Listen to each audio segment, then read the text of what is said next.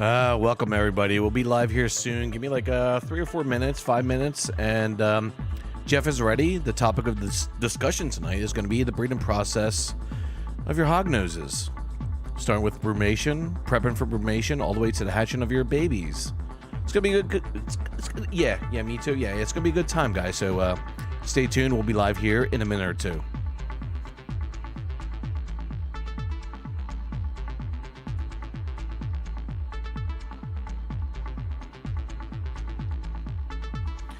And I'm happy we have an early crowd here, guys. Thanks for making it. I do appreciate it. So let's get to this, man. Let's wait for Jeff to get back and we'll get this thing started.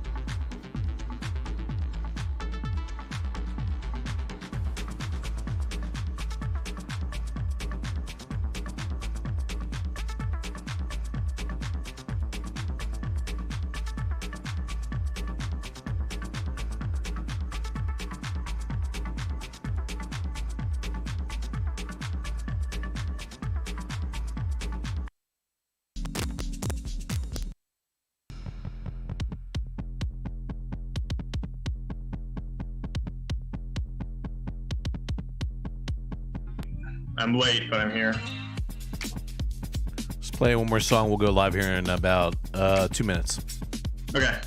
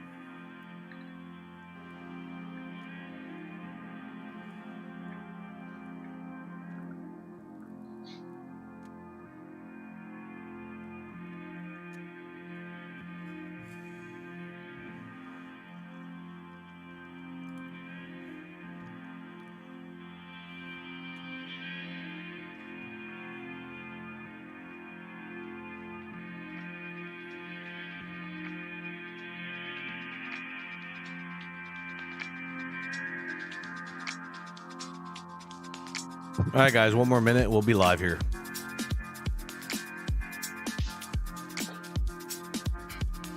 How many people you got so far? We just had four drop in right now. Okay. We just went live like 2 minutes ago, 3 minutes ago. 5, 6.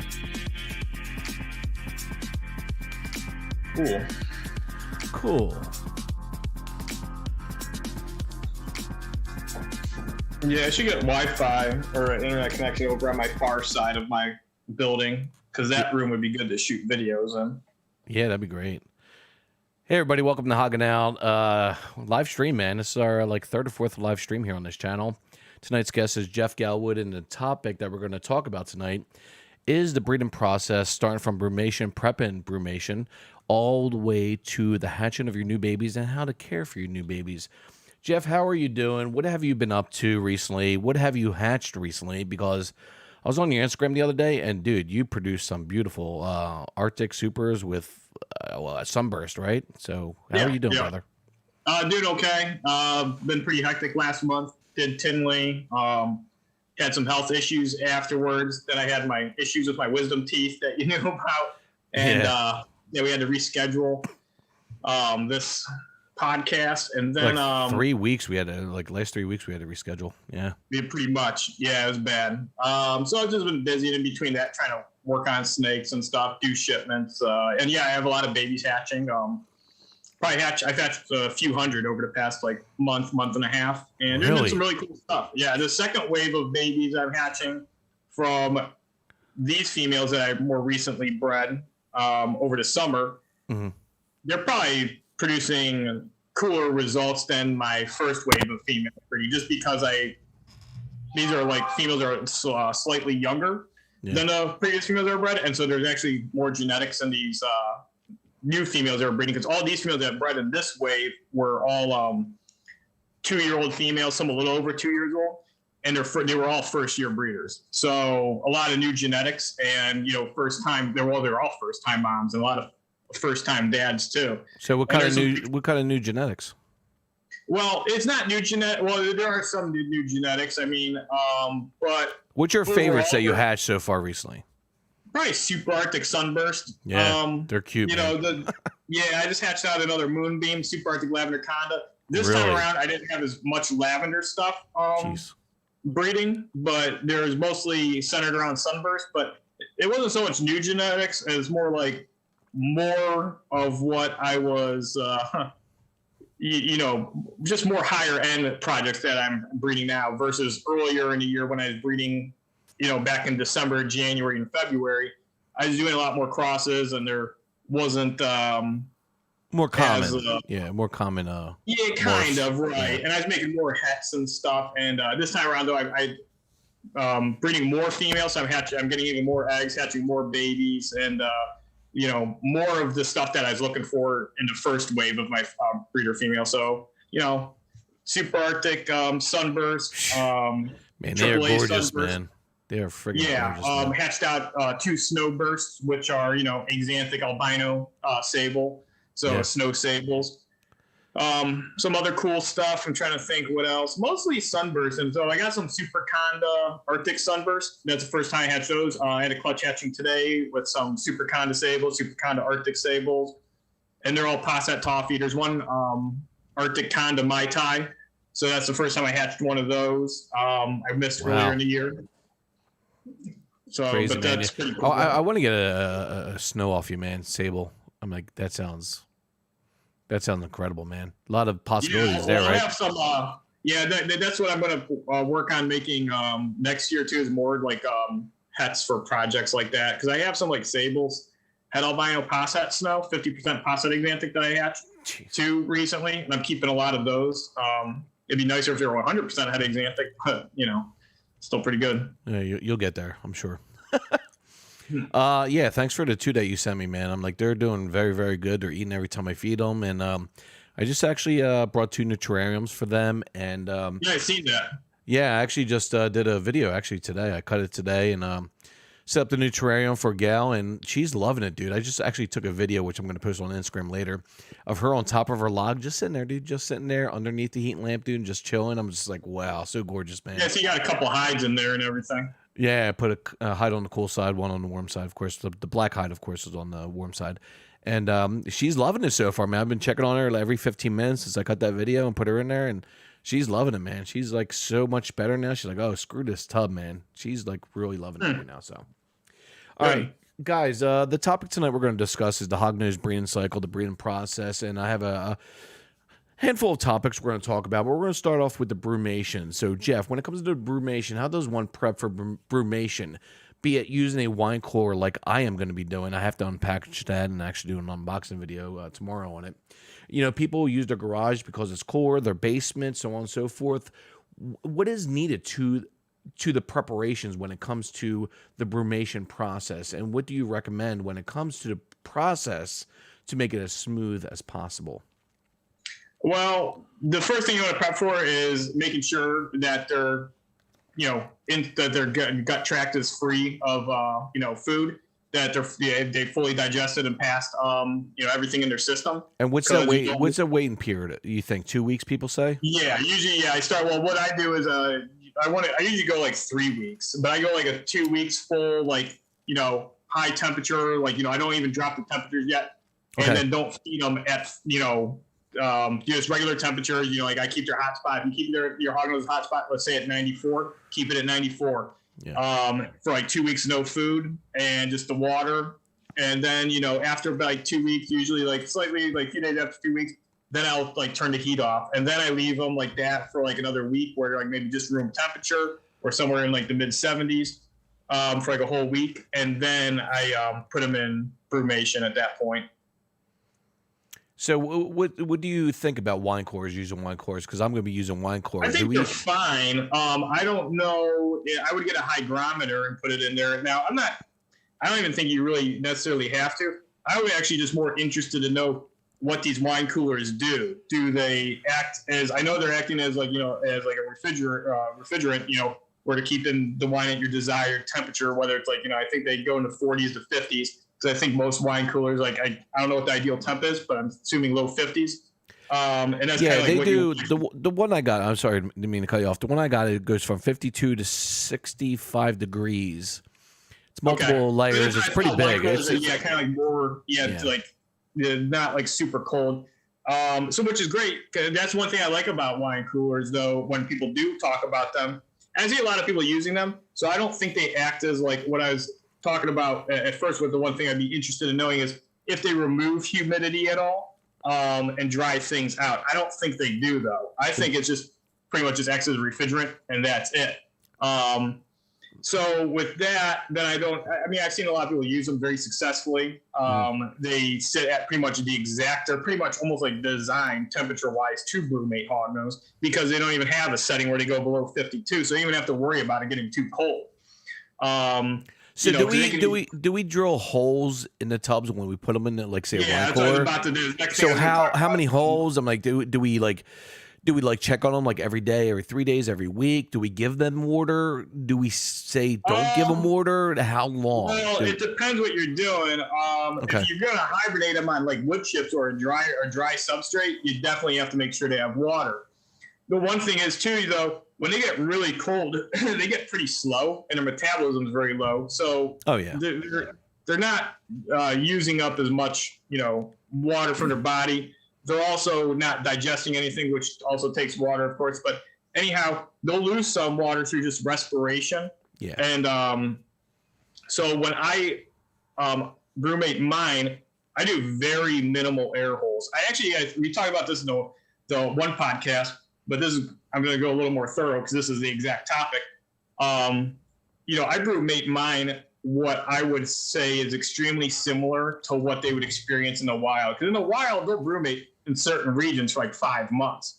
And during that whole 5 months, they don't drink water. They can't find water. If there's areas, say in like Southwest Texas, where they're brumate or, hibernating. True, and there's some warm spells. Yeah, some might come up and, they might drink or whatever if they find water. But overall, these ones in like, Colorado, like Montana, and like ones in like Saskatchewan and those isolated populations, they're brumating a hard 5 months, and there's no water where they're brumating. There's no airflow. You don't want there to be airflow because there's going to be days where it's like negative 20 degrees, maybe even colder, without a wind chill.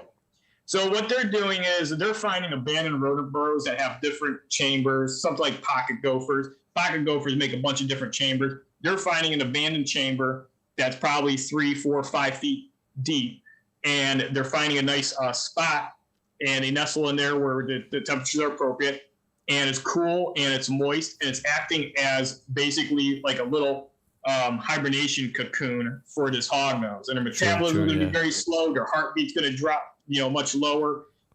They're pretty much in the suspended state of kind of rest, pretty much. And they're not using, and since they're in that moist soil, they're not losing any moisture through their skin. Their skin is staying hydrated through the soil. And since there's no airflow, the respiration's also very slow, and there's moisture down there. So they're not losing any, they're not breathing in like really dry, say like air that's like 20% humidity. Exactly. Down there, the humidity is probably, 70, 80%. So what I do to replicate that is I put them in boxes. Actually, I got one here that doesn't have a lid. This is for like my small females or a male. This is just this is a 6-quart. Because since they don't move much, and actually in a while, when they, find these chambers to, ride the winter out, they find a spot and they're not moving. So they don't need big areas. They're just going to basically bury themselves and just sit there and wait. So I got this 6-quart. That's good for like your adult males. Oh, you can cool, put a small female in there if you're brumating her. And I put like 2 air holes in there with a soldering iron, and that's it. And I fill it like about like that deep, almost up to that line. Yeah, that's what I was going to ask you. Like, how much of substrate should we put in there during the brumation? Yeah, sometimes So, it's okay, that's funny. a good indication. Okay, cool. Yeah, some of them will bury themselves, and then other time I go in there and they're all like just sitting on the top. Should you put a And hide it's in like, there or well, no? Hide? No, put a hide in there or no? Just leave, like, well, just substrate, well, right? Yeah, normally like if they want to hide, they'll burrow, and that's kind of like what they Gotcha. kind of should do. If you get them really cold, they always burrow. Like if you get them in the 40s, then they always burrow. But when I brumate them, it's like 57, 58. Some will just sit on the top. But then also it almost acts as a hide because you have it almost halfway full, and the top of the lid's not too far from them. So they feel like they're in like a little enclosed area, and they don't move around a lot. Especially when you get them, when you keep them dark and cold like that, they just go kind of in a state of rest. Like I'll check on like when I'm brumating them, and there'll be like 150 in there. Usually none are moving. Sometimes one will be moving, but a lot of times it's probably because I turned on the lighter just came in. Yeah, but I brumate mine on cocoa coir, and I mix in some sand and to make it kind of give it like a more drained kind of like loamy kind of like feel. Oh, cool. Because that's where they're from. They're the soil. It's more gritty. Yeah, more gritty. Yeah, there's sand, there's clay. It's loam. And what Exactly. loam is topsoil, sand, silt, clay mixture, and it's really well drained soil. So you want to have it almost like potting soil, like kind of level dampness. Yes. So okay. Right. Yeah. So you want a pretty good humidity level, right? When you brumate. Yeah. Well, basically with this, like closed like this and everything, it will produce humidity. Yeah. Yeah. Yeah. It's gonna stay at a pretty moderate temperature, but Okay. the humidity is probably not gonna be super high though. Also because you don't have like any heat source, causing exactly true. evaporation. Yeah. So they're in the dark. They're in the dark, and when I do them like that, see, that's the way I brumate mine, and I keep the soil, and the soil again is like what I'd have like an egg box, like kind of like set up, like I have their soil like that, and yeah, we're definitely gonna be talking about egg boxes here soon, so yeah. Okay, when I brumate them like that, I don't really give them water. I had one I brumated like that once for 5 months, and actually should get like a little bit of condensation in there. And I didn't give her water because every time, like the times I did offer water, she wouldn't even drink it. But she never lost any, moisture from her body. I don't think it's really that. I think if you brumate them at higher temps, it doesn't really matter if they drink. But if they're really cold in the 50s and 40s, they don't really want to drink. And, so what is the temperature you recommend when it comes to brumation? Say, actually, it was one of my questions here. What temps do you recommend when it comes to fading those temps out? So you said 94 degrees right before shutting your lights off, room temperature. How long until we should put our hogs into complete state of brumation? What's that process from saying, hey, listen, 3 weeks, digestive system's clear. Okay, we're going to start brumating. We're shutting the lights off. We're doing room temperature. When you do the room temperature, you said about a week. From there, how long should we get to that temperature? Or what temperature should we get at? I'll put them should right it be like in. 58 degrees, 56 degrees, or 58, 56? I'll put them right in at like 55, 58. Okay, all right. I think the like ideal temperature for hibernation, or temperature I really like, is like 55. Because 55, if you go like 4 or 5 feet down in the ground, that's like the constant temperature. So that's the temperature that they're most likely experiencing. It's more natural to them, yeah. Very natural, and that's why I do the substrate where I mix it with sand, cocoa coir, and then some builder clay. Usually I mix in some builder clay, and it gives it this nice loamy feel, and it holds the moisture really well, and it's not real saturated, and they can make little burrows in there. A lot of times the tunnels kind of hold. And they'll make them nice barrows, man, nice and tight. And, yeah. And you got to remember, too, when these things are in brumation, their metabolism's dropped a lot. So reptiles and amphibians, on average, use 4 to 6 times less oxygen than mammals, rodents, and birds. And then when they're hibernating, they're even using way less. So when you put minimal ventilation in those tubs, it's not an issue. I mean, you got to remember, if you go down, they re-excavate out abandoned burrows that they use as hibernaculums. A lot of times they'll return to the same ones every year and use the same hibernaculum. They go down, 3, 4, 5 feet deep, and then they find kind of like a nice area where they burrow down in. There's no airflow down there, and they don't really need much oxygen down there. So having like a tub like that with a couple of air holes is plenty. And I don't have any issues. Somebody asked me about it. Like, do you have any issues with, respiratory issues? Never had one respiratory issue doing it that way. I've actually had respiratory issues doing it when they're dry, cooling them down and just keep them like, just in the basement temperature, but then on like, aspen bedding or coarse sandy chips or something like that. I've actually seen, it's not common, but I've gotten a few RIs with that. With this technique, I've never gotten an RI with the moist stuff. Yeah, I was thinking about doing aspen bedding when I put them in brumation in my cooler, but since what you're saying, coca coil, you said, and sand? Yeah, coca coir and sand. I do. It's mostly coca coir. You don't want to get too much sand. I mean, I like to put in there just a little bit, mix it up. Yeah. Yeah, I go maybe like 10%. If you do a lot of sand, the stuff's going to be like your wine cooler is going to like fall through your friggin' floor unless it's already in the basement. I mean, it's not literally, but it's going to make it very heavy. I mean, because I mix some of them and it's heavier sand and I'm moving the stuff around. Like, holy crap! I was like, this is heavy. Like my egg boxes when I put some sand in with them, and or the incubator, my incubation little tubs.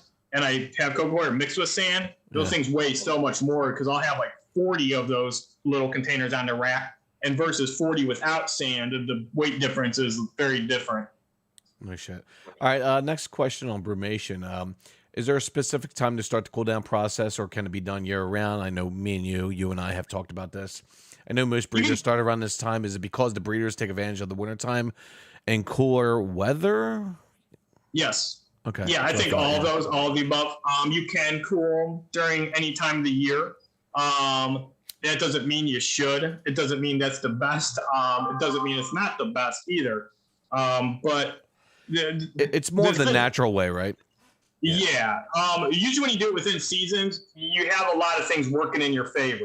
You have the natural photo period. A lot of the hognose kind of instinctively in tune, such as this is when most breeders, this is when we start getting, it started about a month and a half ago. I could write a graph and you'd watch it go up in October of people saying, hey, my adult male's not feeding right now. And you'd start have the chart go up until like February, March, April, then it starts going down. I have it in my own room, like when I'm raising like my babies, a lot of like, the hundreds I raise up, there'll be some finicky feeders all winter, and they'll kind of eat here and there, and there'll be some like, and then most of them are good feeders, but like 95% of my hognose are feeding well, but there'll be like 5-7%, something like that are a bit finicky. As soon as April comes around and I start getting this natural sunlight and the photo period starts, expanding, all those ones that were finicky feeders, usually on that first week where I start getting a lot of sun through the room and the ambient temperature rises a little bit, all those finicky feeders will start eating a lot better. Oh, no shit. So, yeah, they're instinctively in tune, but you can alter that, like such as these ones I bred. Obviously, I'm still hatching out babies, so these were not brumated in like December, January, February. These were brumated from March to like May, June. Some I brought out in May, some I brought out in June, and we're breeding in July, and some even bred in August. Nice. So, next question I have 2 more questions on brumation and expand beyond that. Thoughts on calciums and other supplements? Use right before brumation or after? I use year round. I like to go a little heavier on them maybe during the breeding season. Or I'll kind of alternate and give both calcium and vitamins more often during the breeding season. But out of season, I'm dusting like every feeding.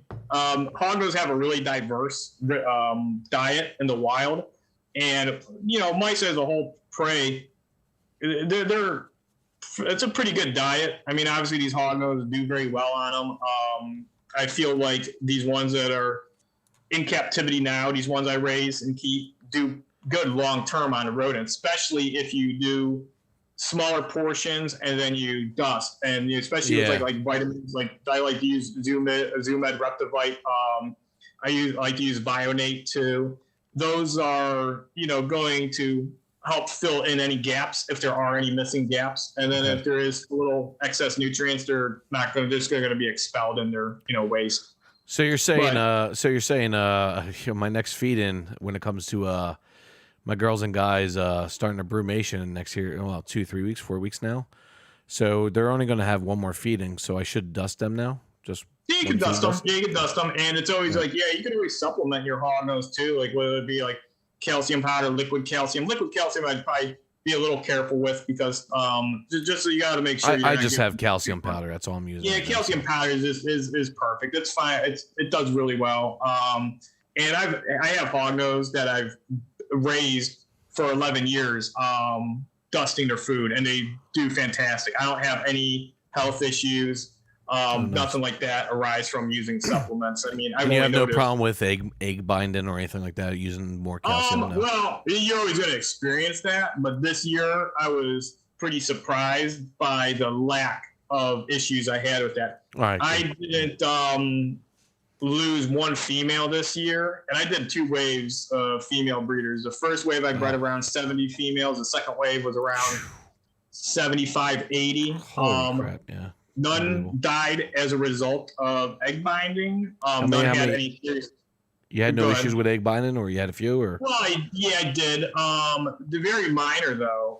Pretty much all of them were able to pass the ones on their own with some assistance. There was one that I had to aspirate and like push them out. There was other ones where I just supplemented them well and gave them a lot of electrolytes, and I massaged the eggs around and like every few days, soak them, and then after they popped out, they passed them. And I'd say, because I had a few where the egg got just stuck. The one egg got stuck down at the vent, and that was it. I mean, it's like barely egg binding. I don't even know if I'd consider that really egg binding. I mean, it just popped out at the end, yeah. Right. Yeah, and they'd be kind of like a couple of them kind of were, because they'd be knotted up around the oviduct. They'd be a little like twisted in there, like, because you couldn't just push it out. So I'd go to push it, and there wouldn't be any movement. It would kind of slingshot back up, and you got to be careful with that because you don't want to push out the oviduct. You don't want to push out the oviduct. Yeah, exactly. Yeah. So then I would just kind of push it back up and try to spin it around and massage it, give it her nutrients. A lot of times too, the body will start attacking it. Actually, antibiotics can even help in certain cases like that, because once the egg's been in there, it becomes a foreign object, and their body will start attacking it. So if you ever see an egg that's expelled after a long time, which I have had that, because I got a Hognose from somebody that I did not know it had laid, and it actually had an egg stuck in it, and I didn't even know for about like 8 months, and it passed it, and it was like kind of white and jelly. You could say there's a lot of dead white blood cells congealed. Yeah. So the body will start attacking it. Yeah, and sometimes they're easy, but if I go by each case differently. Now, if there's a female and she's loaded with eggs and her spine showing, and you can tell that she's struggling and they're not coming out, then that might be a trip where you might need a surgery, because there's different spectrums. I mean, on one end you have the ones where it's just one egg stuck down by the vent, whether the female's like a little slightly twisted in there, or the female's just exhausted, or it's a very large egg that she's having trouble with. I did have one female that was like that. She kept having trouble with eggs, and actually got bursting them, which is very rare. I don't see that too much where she did burst when she pushed them out. But I only had like 4 or 5 minor cases of egg binding this season, and they all resolved pretty shortly, within a couple weeks after it started. Well, that's good. Hey guys, how you doing, Chad? Chad, I love your questions. We're gonna get to your questions here in a little bit. I got about 4 or 5 more topics to go through with Jeff about the breeding process, the breeding cycle, and the next topic we're going to talk about is coming out of brumation. How do we handle that? But the last question I have on brumation, Jeff, is, you know this guy named Joe Schmidt? Yeah, it's me, by the way. Yeah, it's you. There's 2 Joe Schmidts though. There's two Joe Schmidts now in the Hognose community, right? So. Yeah, you said that. I paused for a second because I'm like, well, you're talking about yourself. I found that so funny, because I found out about this guy, or I researched, Hognoses like 6 months ago, and I found him, and I'm like, holy crap, there's another Joe Schmidt in the Hognose community. Wow, it's pretty weird. But when I was looking at his videos, Jeff, he's a breeder that doesn't really brumate his Hognoses. He basically cycles the heat till he keeps his Hognoses at room temperature for a couple months. What's your thoughts on that method? That's like an in-between brumation. I haven't talked to Joe in a while. Every now and then, we'll like each other's pictures and stuff. And we talk like every so often. And I met him I think one time in person at like the Tinley show. But his process is more of like an in-between. You can do that because I remember one year I wasn't able to cool. I get mine very cool. And I was like around 15 at the time, and my basement was staying more in the mid 60s at that time. And, it was a warmer winter. And I remember sometimes the temperatures I was reading at were like 67. So from what I've heard, it sounds like he takes his pretty much off heat, kind of keeps them at more of like a room temp, high 60s, low 70s, keeps them dark for like 2 months, kind of mimics the cycle, especially the photoperiod cycle, and then warms up, proceeds to breed them. You can do it that way, and that's the thing too. When I was talking about temperatures, I really liked the natural kind of like mid-50s of what they'd experienced in the wild. I agree. But if you're going to like New Mexico or Southwest Texas, a lot of those locales actually might even experience winters where it's kind of similar to the way Joe Schmidt does. Yeah, it's like 60, 65, yeah. Yeah, because there's going to be some weeks where it's like super cold and they're going to go down to those burrows and stuff, and it's going to be like, say, because New Mexico, I mean, they get snow there and stuff, and they might actually come out and start feeding, during the winter. You know what I mean? Yeah, they might. Right? In certain like cases, like say if they have like a really warm winter, but I'm not so sure about that just because they're night lows, because it's kind of more of like it's prairie, but it's kind of like a desert, kind of like habitat to a degree. It's kind of like I don't know if you call it really. It's like kind of like prairie, kind of sub-desert. And you'll have night drops. Like so, even if when it's like in the 70s in like New Mexico during the winter, I mean, there could be nights that are still like getting down to 30 degrees. So that period of where it's like 70 out, it's going to be pretty short. I mean, they can stay warm for a little, like they can bask and everything and absorb some heat, as the temperature is dropping. But I think a lot of them are going to avoid eating at that time, and I don't think there's going to be a lot of food out anyway. Because they're primarily out there probably looking at spadefoot toads, and they can find them and dig them up and eat them, I suppose. Oh, sure, I mean, yeah, and then like tiger salamanders too, if they're ranging in those areas. All right, coming out of brumation, let's talk about this. I'm like, what's the process, days, weeks, when you start bringing your hoggies out of brumation and warming them up? Please include the temps and so on and so forth. So, how long does it take when you? Yeah, go ahead. Sorry. Okay. Yeah, and again, real quick, when you brumate too, like I think any temps between the high 40s and low 60s are good. And if you can only do like mid 60s and everything, definitely offer them water though if you have them at higher temps, because their metabolism will be higher. So that's an important thing too, because they're going to be a little more active and they actually might even crawl around a bit. They're going to still be slow, especially if you're keeping them dark. But so I'll hibernate mine for at least like 2 months. So. You can go a little longer. The longest I ever usually brumate is like 3 months. I have gone as long as like 5 months before. But 2 months is a pretty good staple, right? 2 months is decent, I think it's like 2.5. I really like 2.5. That's usually where I'm at. Like if I had to pick like my favorite, I'd say like 2.5. And then, I kind of just take them right out of brumation, put them somewhere where it's like in the upper 60s, low 70s for about 5 days. Usually in a room where there's some nice light coming through. Okay. Trying to get them in tune to that photo period. Exactly, yeah.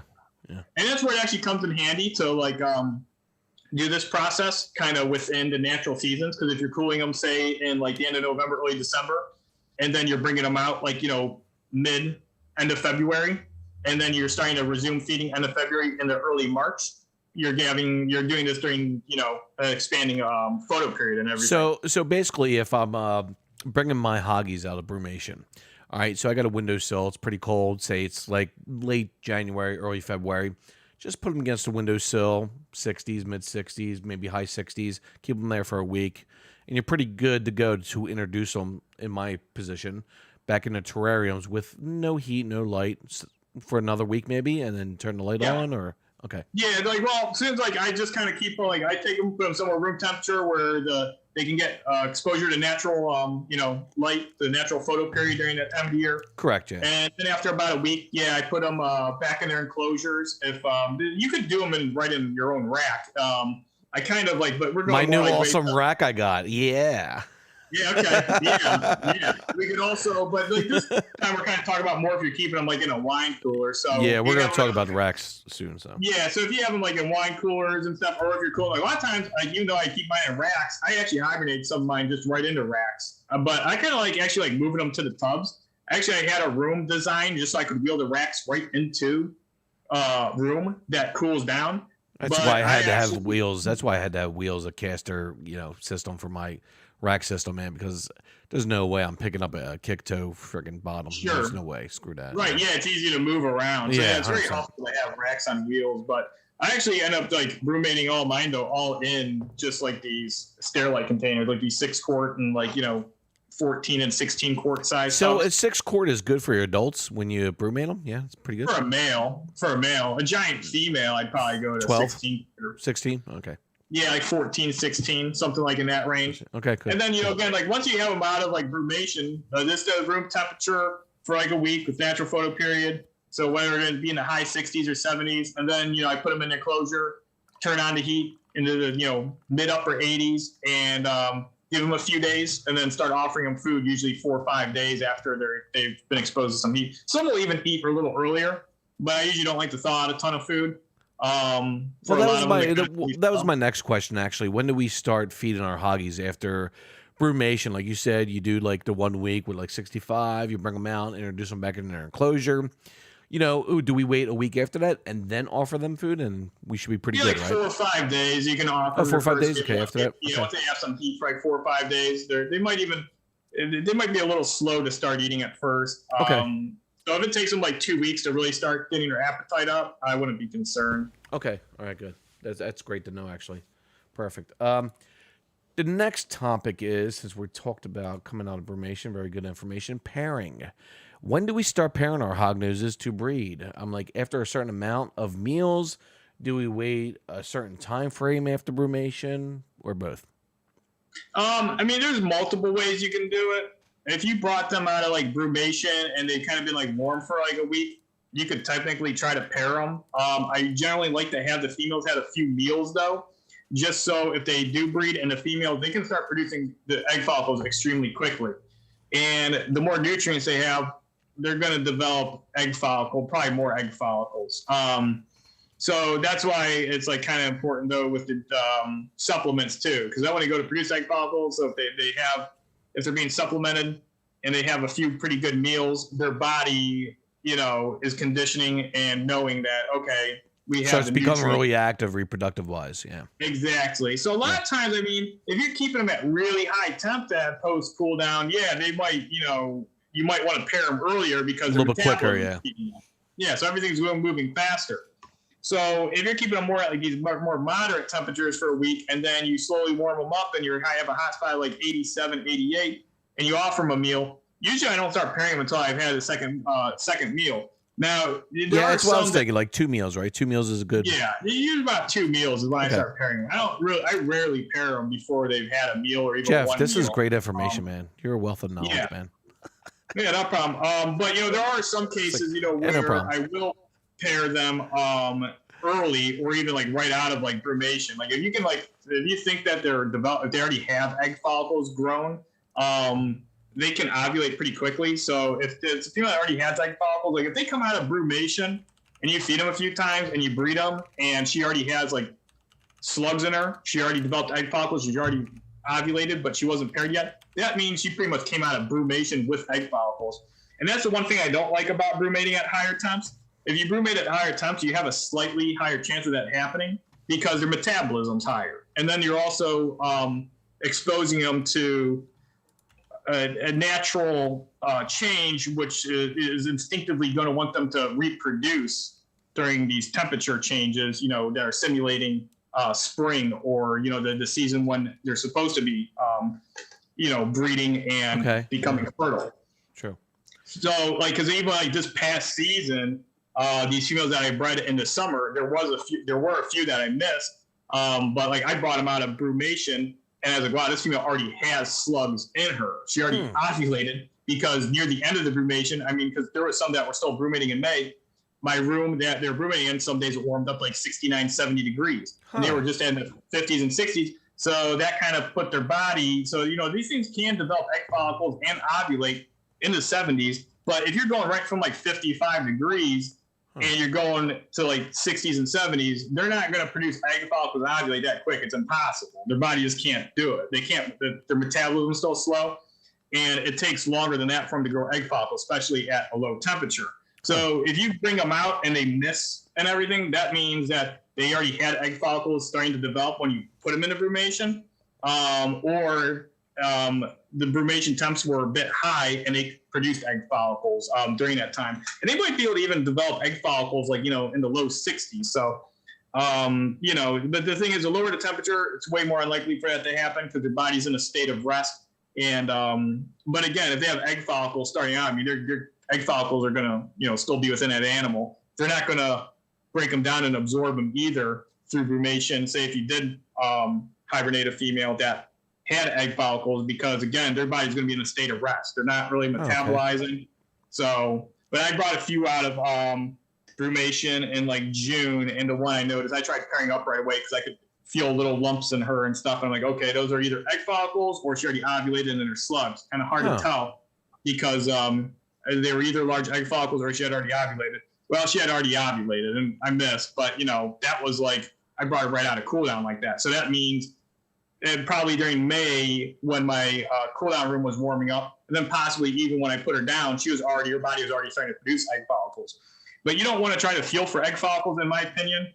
You can. It kind of can be helpful. You can feel them once they get pretty large, but you don't. It's a decent indicator to understand if you're going to like possibly miss a female or not, or if she already has something going on, with her body that she's already developed egg follicles and she already ovulated or whatever. Mm-hmm. But usually by the time you feel them, you're usually close to too late or you're too late, because once they become pretty large, they're usually at the point where they're going to drop into her oviduct and the ovulation process is going to start. And obviously, if that's starting, you're going to already miss. So I kind of yeah, it's kind of hard to, because what I just explained probably sounds a bit confusing for somebody that hasn't. It did to a certain point, but after you explain it to the full extent, now I get it. Yeah. Yeah, but the thing is, that's like, I kind of like, I'll feel for egg follicles just to kind of understand, like basically I'll palpate the female and run my index finger along her stomach. And some of them, like the females that hiss and flatten out and tense up, those ones, like a lot of times I like forget about it. You're not going to feel them sometimes. Well, luckily I have two females that are pretty decent so far. I'm like, okay, they relax and you run your index finger and you kind of just start at their midsection and you go midsection, down. you can feel it down, yeah. Yeah, you can feel them once they're large, but a lot of times once they get to that point, the thing is too, if they're like large egg follicles, sometimes like the female's so close to ovulating, it's weird. They're not really that receptive to the male because they're so close to ovulation. Gotcha, their body's already starting in the process, and they should have actually already been bred at that. So you're saying sooner the better to pair. Yes. Okay. Yeah, that's why you only want to do like 2 meals. Like I do 2 meals like 3-4 days apart, and then as soon as they're pretty much digested, you gotta get the male in. Get the male in, yeah. Yeah, but I mean, they're not that quick. That's only if these females start developing egg follicles sooner. I mean, this past second wave of females I bred, aside from those few that I actually brought out of brumation that were already had slugs in them, they already ovulated. Well, I'm not going to be able to breed those because I don't have a time machine.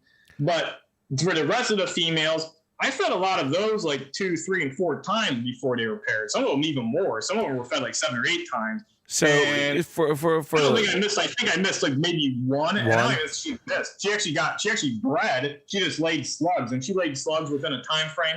Because when you see a female slug out, well, see the thing, they can carry slugs, infertile eggs for longer than fertile eggs, because slugs don't really have, is a strict incubation time, I'm guessing, for inside the female. Because I've watched females where it's like, they've hit their ovulation mark, and then they'll lay slugs like 2 months later. And it's like when they're bred and they ovulate, from the time of ovulation to laying, it's about 30 days. It's pretty quick.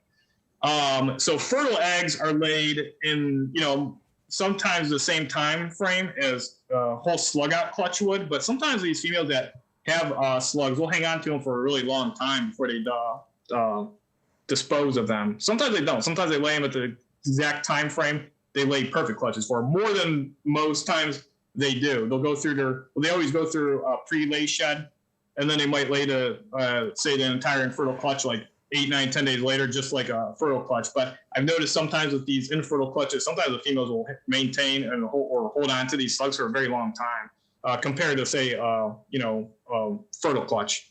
Really? Guys, your questions. I got your questions. Don't worry. It's not like it's a huge chat here, but I got your questions in line. Don't worry. We're going to get to your questions. Jeff, one more question when it comes to pairing. How long do we let them pair for? Do we put them in there and just let them sit there for a day, 6 hours, 12 hours? Do we set them in there multiple times? I'm like, throughout a whole week? I'm like, what do we do? For me, what I do is I pair them, and I have a tab I put on there that indicates that there's a male in there, and I'll check them every few hours. And if the female is not very receptive and she's just kind of like waving her tail around and just kind of like jerking around, or just like being real flighty. Oh, I'm gonna turn this off. I should have done that in the first. It's that new. It's that new phone, man. That new awesome phone you got. Yeah, I know. Yeah, it's real awesome. Yeah, it's real awesome. Yeah, brand new phone. Yeah, alerts like friggin' make you deaf. All right. Well, the thing is, like, a lot of times if the female's pretty receptive and the male's a good breeder, usually within sometimes hours you put them together, they'll lock up. That's the most ideal, but usually that's not what happens. Sometimes it takes a day or two. Okay. I do have a lot of lockup. Do you leave them in there for a day or two together? Yeah. Okay. Well, I put the male in with the female. I'll leave them together for sometimes as long as 3 or 4 days. Okay, good. I need to know this stuff because, listen, a lot of people that are going to be watching this stream are first-time breeders. I know a lot of people on Discord, a lot of people in this community, they're first-time breeders, and they're like, oh, my God, I can't wait to hear this interview. They're really excited because they're first-time breeders like myself, and this is information we actually need to know. So, like, to put them in there for like 6 hours. I hear 6 hours, 12 hours, take them out, whatever. If you see them locking up 6 hours, yeah, after they're done. But, like you said, like, yeah, leave them in there. If they're not locking up, leave them in there for a couple days, right? Yeah, if they're not locking up, and the male's chasing the female around, and he's what they call like body surfing, where he's kind of like riding along the female, following her, coiling up on her. You made some nice meme videos of that stuff.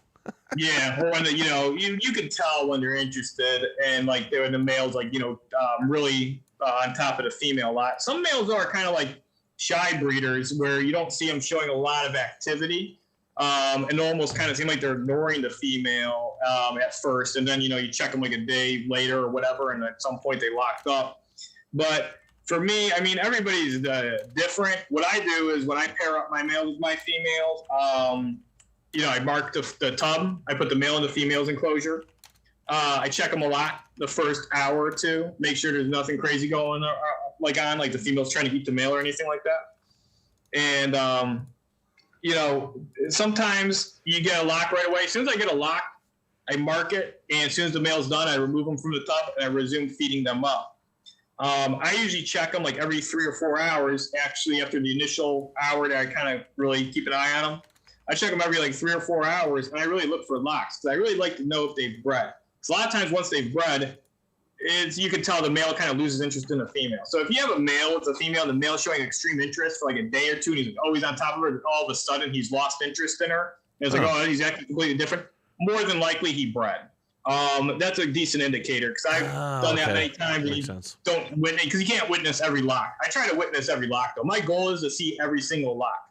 Because if you can see every lock, you can keep everything organized. Confirmation. Confirmation. You can confirm it, right? So yeah, exactly. You have confirmation. You have organization. And, when you're really organized, things just work a lot better. Things are a lot more successful. Because then it's like, well, once they've locked and they bred well, you can feed that male up, get them ready for another female if you want to bring them another female. And then the female you can start feeding up so she can, start growing the eggs and getting extra nutrients to help her body. Her body, the embryos and stuff. Another question. I'm sorry, I didn't mean to cut you off there. Okay. I tend to do that. After they lock up for the first time, do you introduce them a second time, or you just say that should be it? Rarely. Sometimes I do. Sometimes this was interesting. I've done this a couple times where, like this season, I bred an Arctic sunburst to some females. And I was like, man, I'd rather bred my AAA sunburst males to them. But the AAA sunburst males were breeding other females. And then, then like a couple weeks later, the AAA sunburst male is like kind of taking a break and he looks good. I was like, well, I'm going to put him with that female that's already been bred by the Arctic sunburst. And then he locked up with her. And then, I have a double-sired clutch because I'd get condas in there and then a bunch that weren't condas. So that female who was actually initially bred by the Arctic sunburst, and she was just an Arctic albino het sunburst, there was a few condas in that clutch because I put that male in for,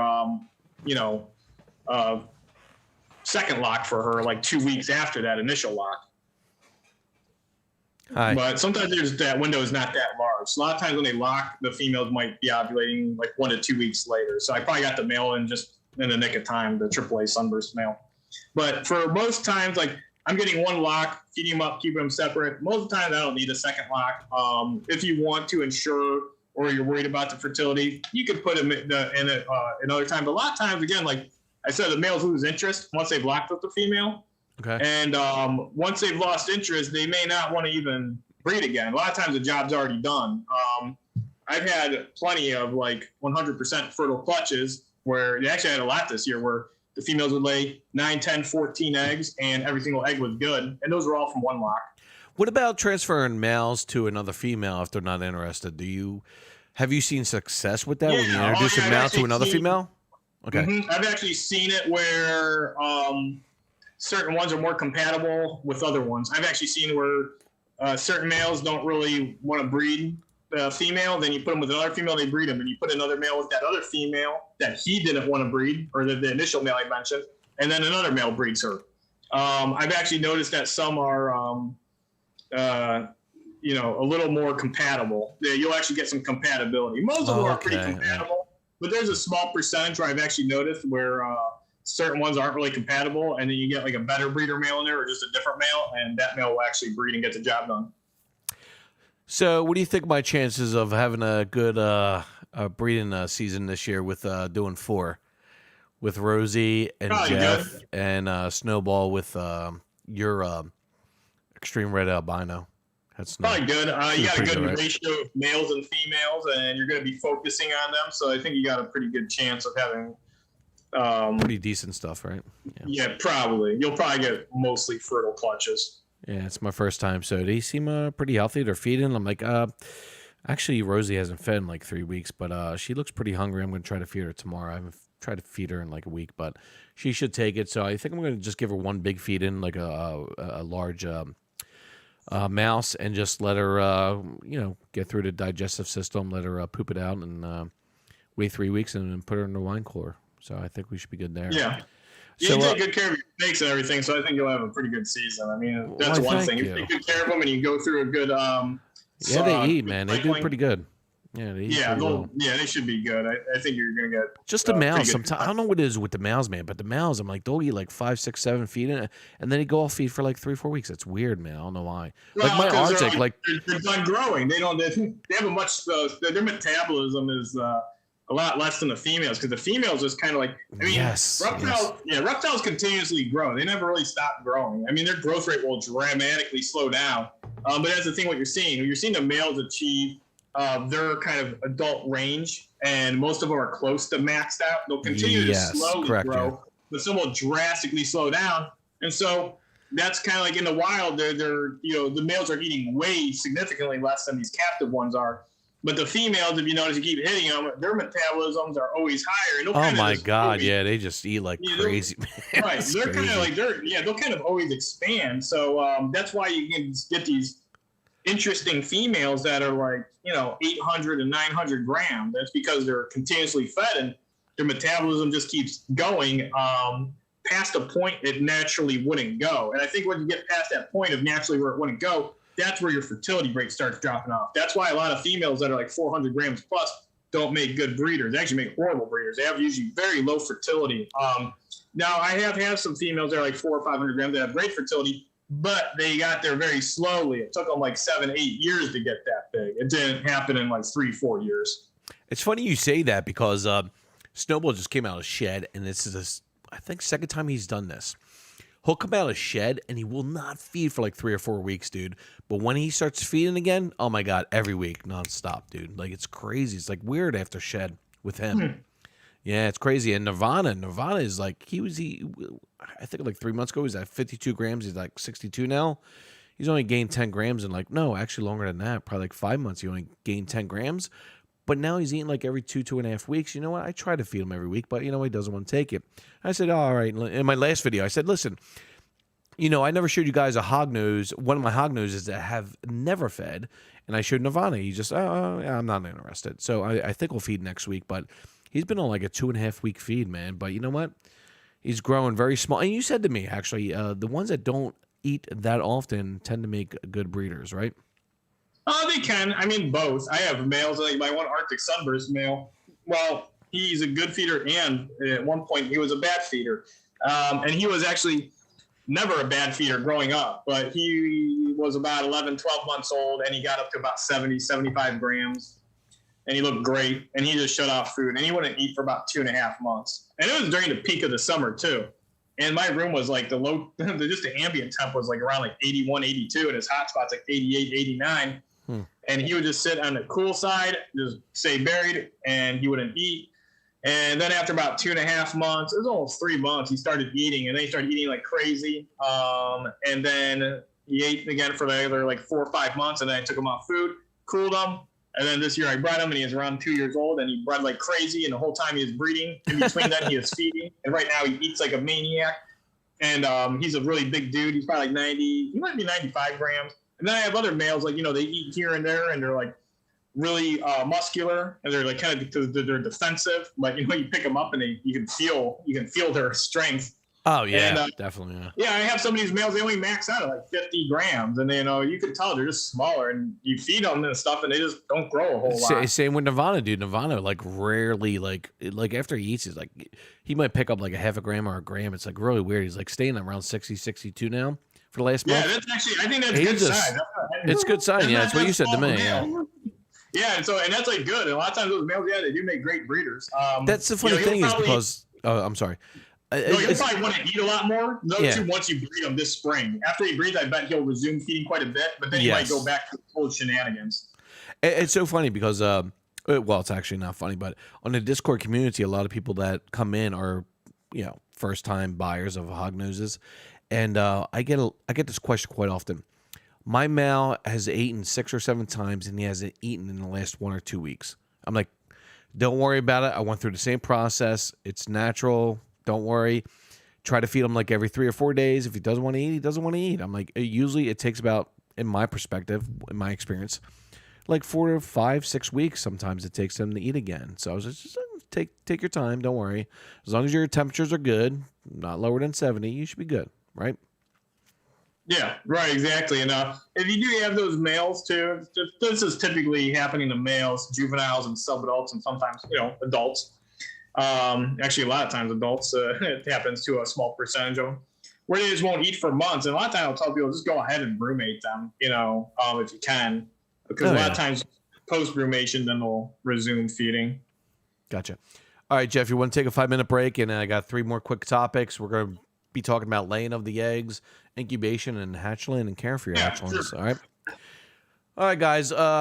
Guys, take a 5-minute break, 3 to 5 minute break, and we'll be back here soon. And we're going to continue to talk with Jeff Galewood when it comes to the breeding cycle, the breeding process, guys. Just take a little break. We'll be right back, okay?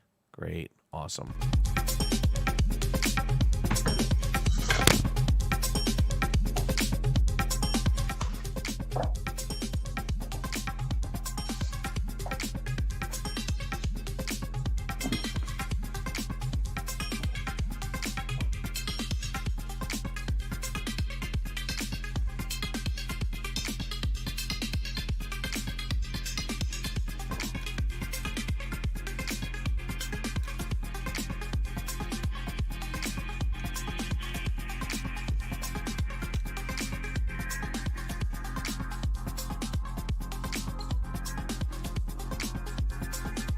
Welcome to Dixon.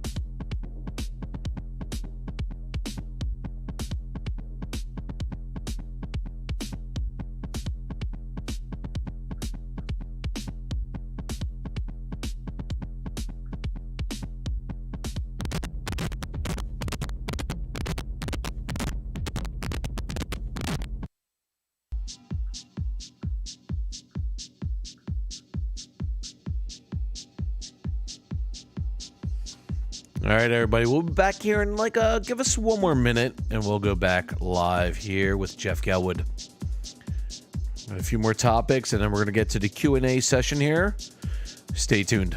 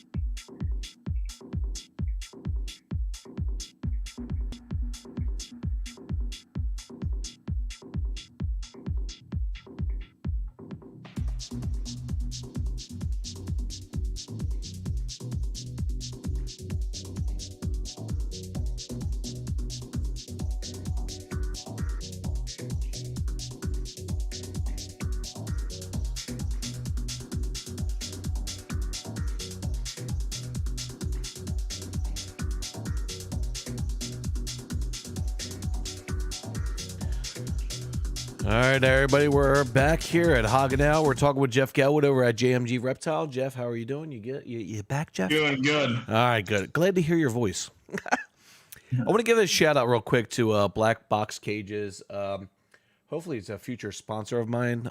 Jen's a really good person. She's actually in the chat right now, Jeff.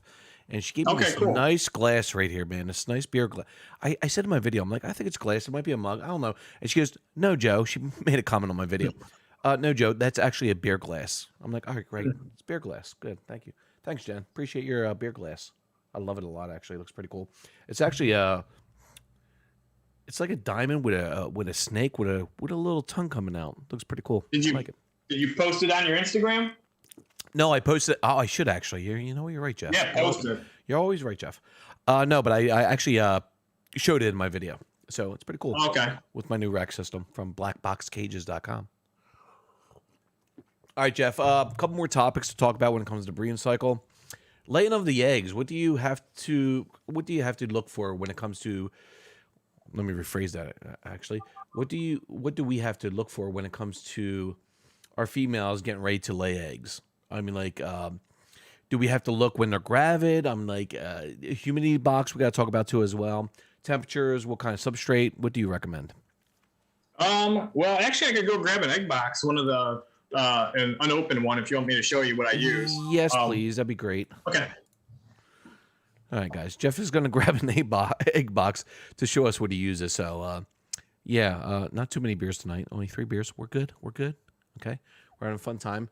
Jeff is just a wealth of knowledge, dude. He's a freaking legend, dude. He's been doing this for decades, man. So I love Jeff. I talk to him quite often, actually, like every week, every few days. And he's been helping me out with my first year of breeding. So I'm looking forward to it. And I'm actually going to be producing some hopefully amazing babies, man. So here we go. Jeff's back with his, there it is. Snap and store BPA free. What the hell's BPA free mean, dude?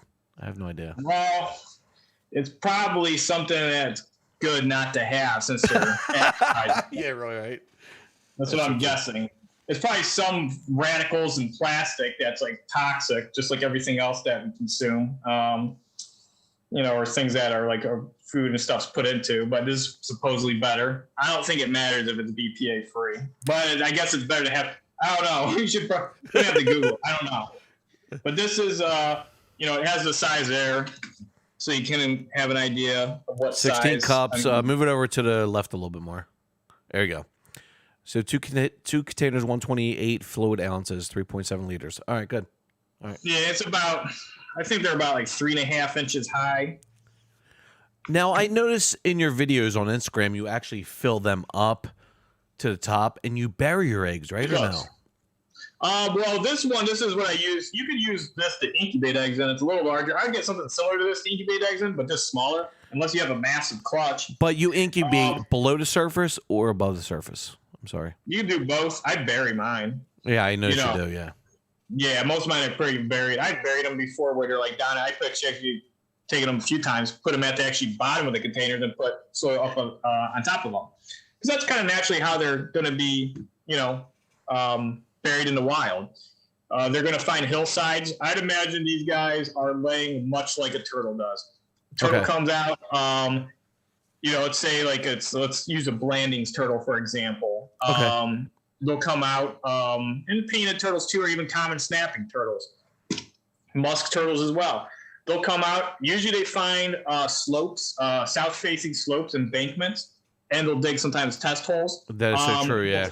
Yeah, they'll find an area where the temperature is adequate and the soil's good and everything. So all those are probably going up on these hillsides that are maintaining temperatures and stuff. And their body is probably acting much like a thermometer, a natural thermometer, and they're instinctively knowing what areas like a good place to lay eggs, temperature-wise. If it's an area where they're not being disturbed, and they've found like a really good area. And then they're going to come out, and once they find that area, they're going to keep returning to it. So they're going to stage near it, and that's kind of like what they do naturally when you have them like in these rack systems. They'll go in their egg box, they'll hang out there for a day or two. A lot of times they'll dig in a corner, they'll come out. You can feed and water them, and they'll go back in. And you'll notice too when they're getting close to laying that they get pretty defensive. Sometimes they're a lot more defensive when they're getting close to laying, and if you open up the egg box while they're in it, a lot of times you'll get a hissing hognose, even from the ones that usually don't hiss at you. So when they're ready to lay, just don't disturb them, you're saying, right? Well, you got to check on them too, though. It's kind of like a catch-22 because sometimes if you disturb them, I've actually noticed there's an association with disturbance and a higher rate of them eating your eggs. But they can also eat their eggs sometimes without being disturbed. Okay. So it's a catch-22 because the more you disturb them, the more they're going to feel like their spot's compromised. Because if their area is compromised in the wild, and something's disturbing them while they found a spot, they're not going to return to that nesting site. They're going to find a new one. How about that? Yeah, but let's actually go. And that's a natural instinct, you're saying, right? Natural instinct. Yeah. Okay. Yeah, it's kind of like a turtle. If you find a turtle that's coming to lay eggs and it's disturbed, it's probably going to find it unless it's really close to laying. I've actually found snapping turtles. Like this past season, I went out and I was looking at snapping turtles laying because I knew roughly what time they're going to be laying, so I wanted to go see if I could find it. And one day I went out, I found like 4 or 5. And they were digging holes. Some of them probably laid in those spots. One I witnessed 2 laying in certain areas, or holes that they had dug out and everything. And most of them, pretty much all of them, when I came back the next couple of days, they were all dug up and eaten by raccoons. Yeah, they're all gone. That area is like there's too many raccoons. There's an unnatural abundance of raccoons in the area because there's no natural predators there anymore for them, and there's just abundance. But anyway, let's rewind though to the whole pairing, because once you've paired your hognose and you got a good confirmation lock, you're feeding them up. What you're going to start looking for is swelling. Pretty obvious. Some swell more than others though. Some hognoses will balloon up and it'll be very obvious. Others it's a little more subtle. And I've actually seen females too where they'll actually carry their eggs probably a little closer to their back, a little closer to their spine, and they don't swell up as obviously. Most of them do though, and even the ones that don't swell up as much, if you hold them up, you kind of let their last lower half hang, you can usually see this kind of even swelling, and some scale expansion. On the backside, yeah. Okay. Yeah, all around, pretty much all around, and at the lower, the 1/3, and then make sure you're just feeding water really good. And the big important thing too is to look for a pre-lay shed. And I always mark the pre-lay shed. Yes, that's what I was going to ask you about, the pre-lay shed. Like that's very important, right? Very important because then you can predict pretty accurately when they're going to lay. Most females lay 7 to 10, 11 days after. Oh, we're getting serious right now. Yeah, it really depends to, again, temperature a little bit. Like my room this year, a lot of them when they were going to lay was very hot, especially near the ceiling. So the ones in the higher part of the rack, I noticed them because once they got to that point, I let their temperatures go up quite a bit because it's like, well, they're already fertilized. I don't have to worry about, doing any, gradual temperatures down. I don't have to worry about killing them in sperm count, keeping them too hot or whatever. So they're already, getting ready to lay. So anyway, I was keeping them at temps where their hot spot was like 88, 89, and their cool side was like 84. It was very warm. And those females were metabolizing pretty high. So they were all laying like 7 and 8 days after their pre-lay shed. A lot of them were like 7 days. And I got one that laid 6 days, I think. But most of them were like 7, 8, 9 days. And that's the thing. It's like, it's very uncommon for them to lay outside the window of like 7 and like 12 days. So you can get usually a pretty good idea. And then even the female's behavior.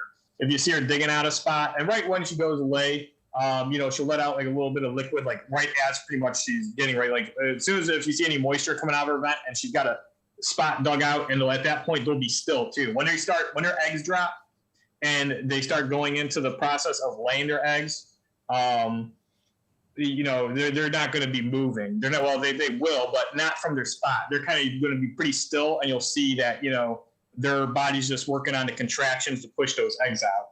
So what do you use when it comes to your lay boxes? What do you put in there, and what size hole do you put in there? I'm like, do you use in the top of these about the size of like a $50, something just a little larger than whatever the diameter, or like. Okay, what substrate do you use? Actually, do you do a mixture or?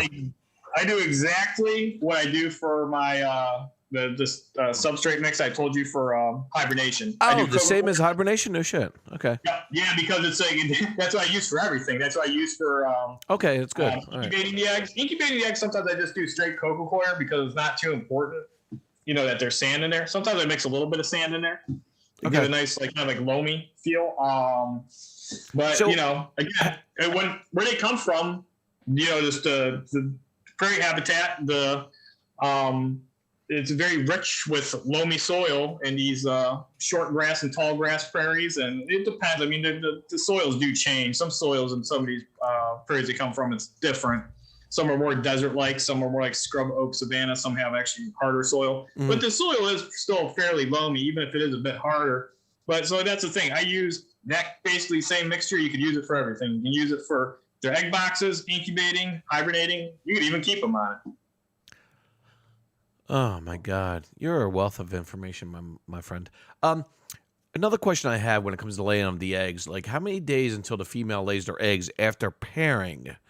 Is it like 2 weeks, 4 weeks? I have no idea. Okay, well, once they pair, it can vary because it goes from the ovulation point. Once they ovulate, it's about a month. Okay. The higher temp, though, they're going to develop a little quicker. So you might even get ones that ovulate, and they can actually, from ovulation, lay even shorter than a month period. Not by a lot, probably by a few days. And then if you have them at lower temperatures, they might take 5 weeks to lay because their body's, metabolizing more slowly, and the eggs are developing more slowly. But if you're keeping them at more of these, kind of average temperatures, that everybody's keeping their hognose at, where your room temps at least in the 70s, and you have a hot spot in the mid upper 80s, low 90s, and they've already bred. And from the ovulation point, it's going to be about 4 weeks.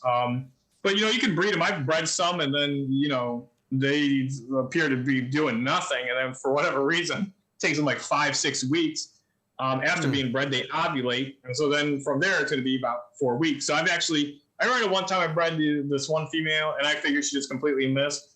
And this is probably, it's not the longest I ever had one that got bred and then later ovulated, but it's up there. She laid 3 months after being bred. So she went 2 months after being bred, nothing, and then ovulated. Well, not completely nothing, because 6 weeks in, she probably started developing the egg follicles. Then 2 weeks after development of the egg follicles, she finally ovulated. Or, and then, then a month from there she laid. So it was a full 3 months from the original pairing to lay. Wow. But that's uncommon. It's a rarity, yeah. Yeah, that was stupid. And the clutch fertility was okay. It was 50-50, probably because her body waited so long for whatever reason. It was weird because she was at the top of the rack, so it's actually warmer up there.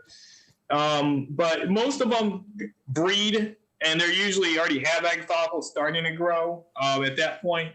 And so usually you're 1 to 2 weeks after they've been bred, they ovulate. So a lot of times after pairing, you're looking at 5 to 6 weeks. You could pair one, though, and get her to lay 30 days later. That means right when you bred her, she probably ovulated the day after. Oh, yeah. I've actually seen that. I had one lay 29 days after being paired. But she had large egg follicles at that point.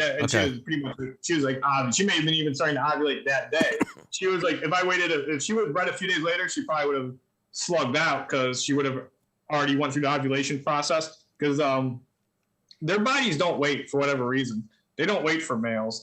So whether they're bred or not bred, a lot of times they'll still ovulate even without being bred and lay infertiles, kind of like those ones I kind of mentioned earlier. I talked about it, coming out of brumation and already having egg follicles. I got a question in the chat, which we're going to get to the Q&A section here, guys, very soon, because there's a lot of them, but we'll get to them. Heather Wang asked, damp sphagnum moss is also an option for, for your box? Bag boxes, yeah. Lay box? Yeah, you can even incubate in it. Actually, I've used stagnant moss mixed with coco coir. That makes a really nice feel. I just really like coco coir because it kind of settles and it's a natural mold inhibitor. You don't get bugs in it or anything like that. Not saying that sphagnum moss does. Sphagnum moss actually works really good. When my dad bred corn snakes, all he used was sphagnum moss. Actually, I have a bag of sphagnum moss I was supposed to use and I didn't. I forgot about it. I just thought of it because of Heather. Thanks, Heather. It's in my what's supposed to be my new incubator room, but it wasn't done this year. So I put a bunch of incubation stuff in there. I have this big bag of sphagnum moss that I got from I forget where I ordered it from, but anyway, that doesn't matter. Yeah, you can use that. You could even incubate on it. It's just like, it'd be tougher to incubate on. I mean, you could incubate in pure sand, but I wouldn't. You could incubate, like, some people use perlite. I don't like perlite because you can't really tell by looking at it if it's wet or dry because it's like white. But it just stays like white, whether it's like, wet or dry.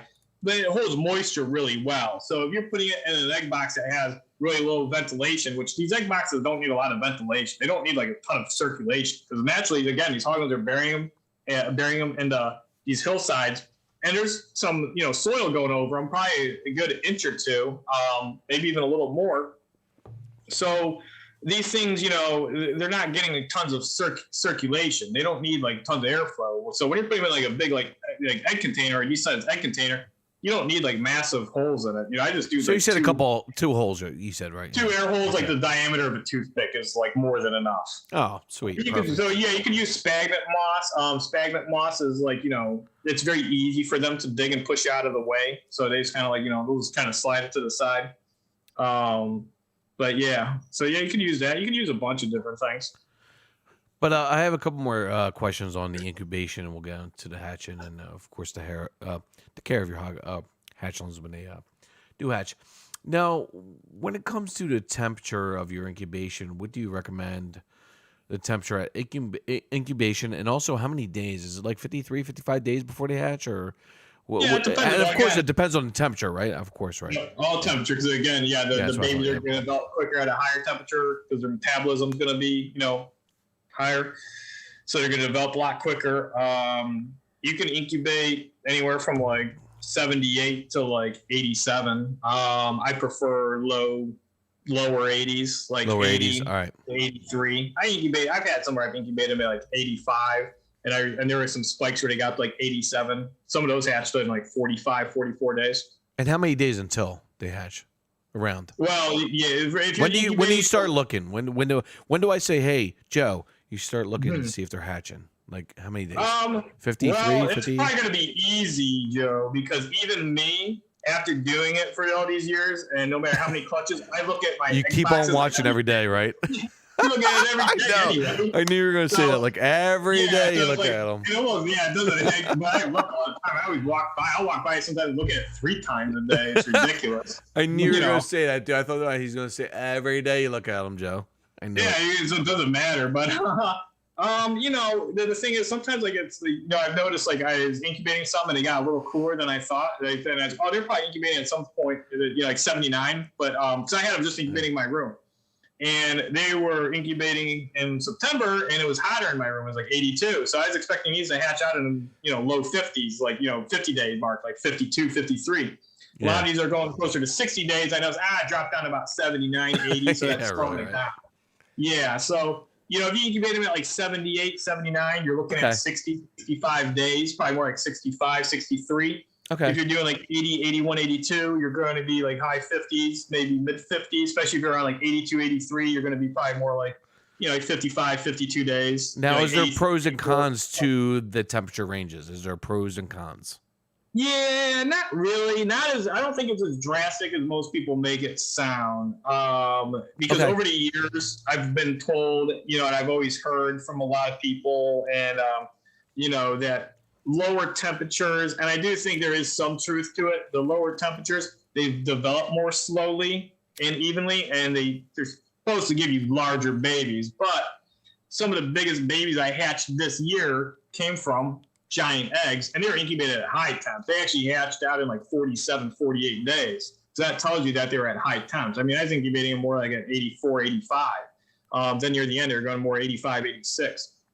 And those babies are huge. Some of them were 12 grams, but they came from big eggs. I have a clutch hatching right now that is incubated at a lower temp, and the babies are pretty small. But, they were small eggs. And so, I don't think there's a massive difference. My high temp babies do very well. My low temp babies do very well. One thing I'm really concerned about, when my females do hatch their eggs or lay their eggs, and I got to transfer them over and start the incubation, do we have to lamp the eggs to see where the embryo is at, or is there a spot on the egg that we should look at to make sure it's right side up? Like, that's very important to me. I think about that. I'm like, oh, okay. Yeah. I want to make sure. But in the wild, these right. females lay, and they just kind of like shove the dirt over them, and they bury them, and they leave them. Yes. Tussle around. So wherever they're laid, they're fine. And even the first couple of days after being laid, they can be spun around and stuff. Not like you should be like tossing them up in the air or spinning them purposely. But if they tumble, they're fine. And the embryo, I don't think it's very important, but I usually aim most of mine kind of up. A lot of times I don't even candle. What's up, Jeff? I have no idea. What's the up? embryo's facing up. So whichever. So side we have the to egg- lamp them. You're saying we should lamp them or no? No, I don't lamp them. I can tell just by looking. You can see the one side more pinkish. Is it like a pink spot on the egg? I noticed or no? When they're first laid, you can actually see the embryo clear as day because when the eggs are laid, all right. They're kind of translucent. You can see the veins and you can see the embryo. And you can Hey Jeff, just tell. so you know, dude, I'm gonna be calling you on the phone, man. When my eggs hatch, I'm gonna say, Jeff, Okay. which way's up? I'm just letting you know. I'm gonna bother you a few times. Not many times, listen but a to few this. times. Listen to this. Although it's going to be easier to call me. So it's like I'll tell some people, I'm like, hey, listen to this. And they'll be, dude, you talk for 2 hours. Can you just give me the information? Well, that's true too as well. Yeah, true. I just watched the podcast back, right? F it. Yeah, right. Well, yeah, but it's easy. Just call me. Yeah, give me a call. But you can tell just by looking at it without candling them. I don't candle my eggs ever. Even the eggs that I don't see an embryo on. So the eggs are pretty much transparent, you're saying? That you can see through. Yeah, they are to a degree. I mean, the thing is, shortly after they're laid, though, they start to kind of solidify up and they turn white. But even when they kind of solidified up, you can still see the embryo. You can still see where it's at without candling it. You'll see one side's a little. And you make sure that's on the upside, right? Of course. Yeah, I just turn it upside. I guarantee, though, if they're down, they still hatch just fine. Okay, good, awesome. I'm sure people are gonna ask that question, man. So.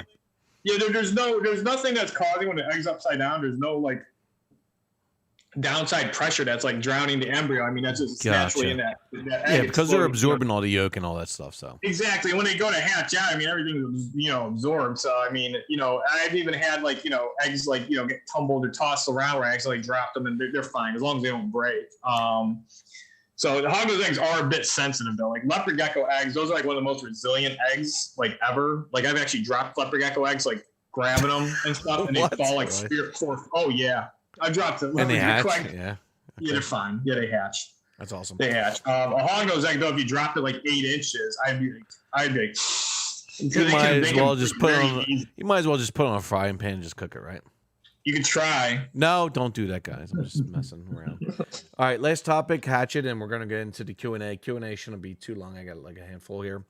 Hatching. How many days until we see the hatching, process after putting them in incubation? Is it like 50, 55 days, 53 days? Yeah. I think that's what we just covered is like, again, the temperature depends what you get them at. Yeah, and then once they're, once they hatch, the cool thing about hognose is very unique. They shut out usually within hours to a day after they hatch. And I always keep them in their egg box for a few days, make sure they've all shut out. And then I set them up like, 3, 4, 5 days. Sometimes I even put a little bit of water bowl in there, and I don't set them up for like a week until after they've hatched. And then I will try to feed them. You can even actually keep them in their egg box for the first like 5, 7 days, 5, 6 days, whatever. And then put the egg box somewhere warm, and then try feeding them all together in their egg box. I used to do that. And you try to feed them after 2 weeks, supposedly, right?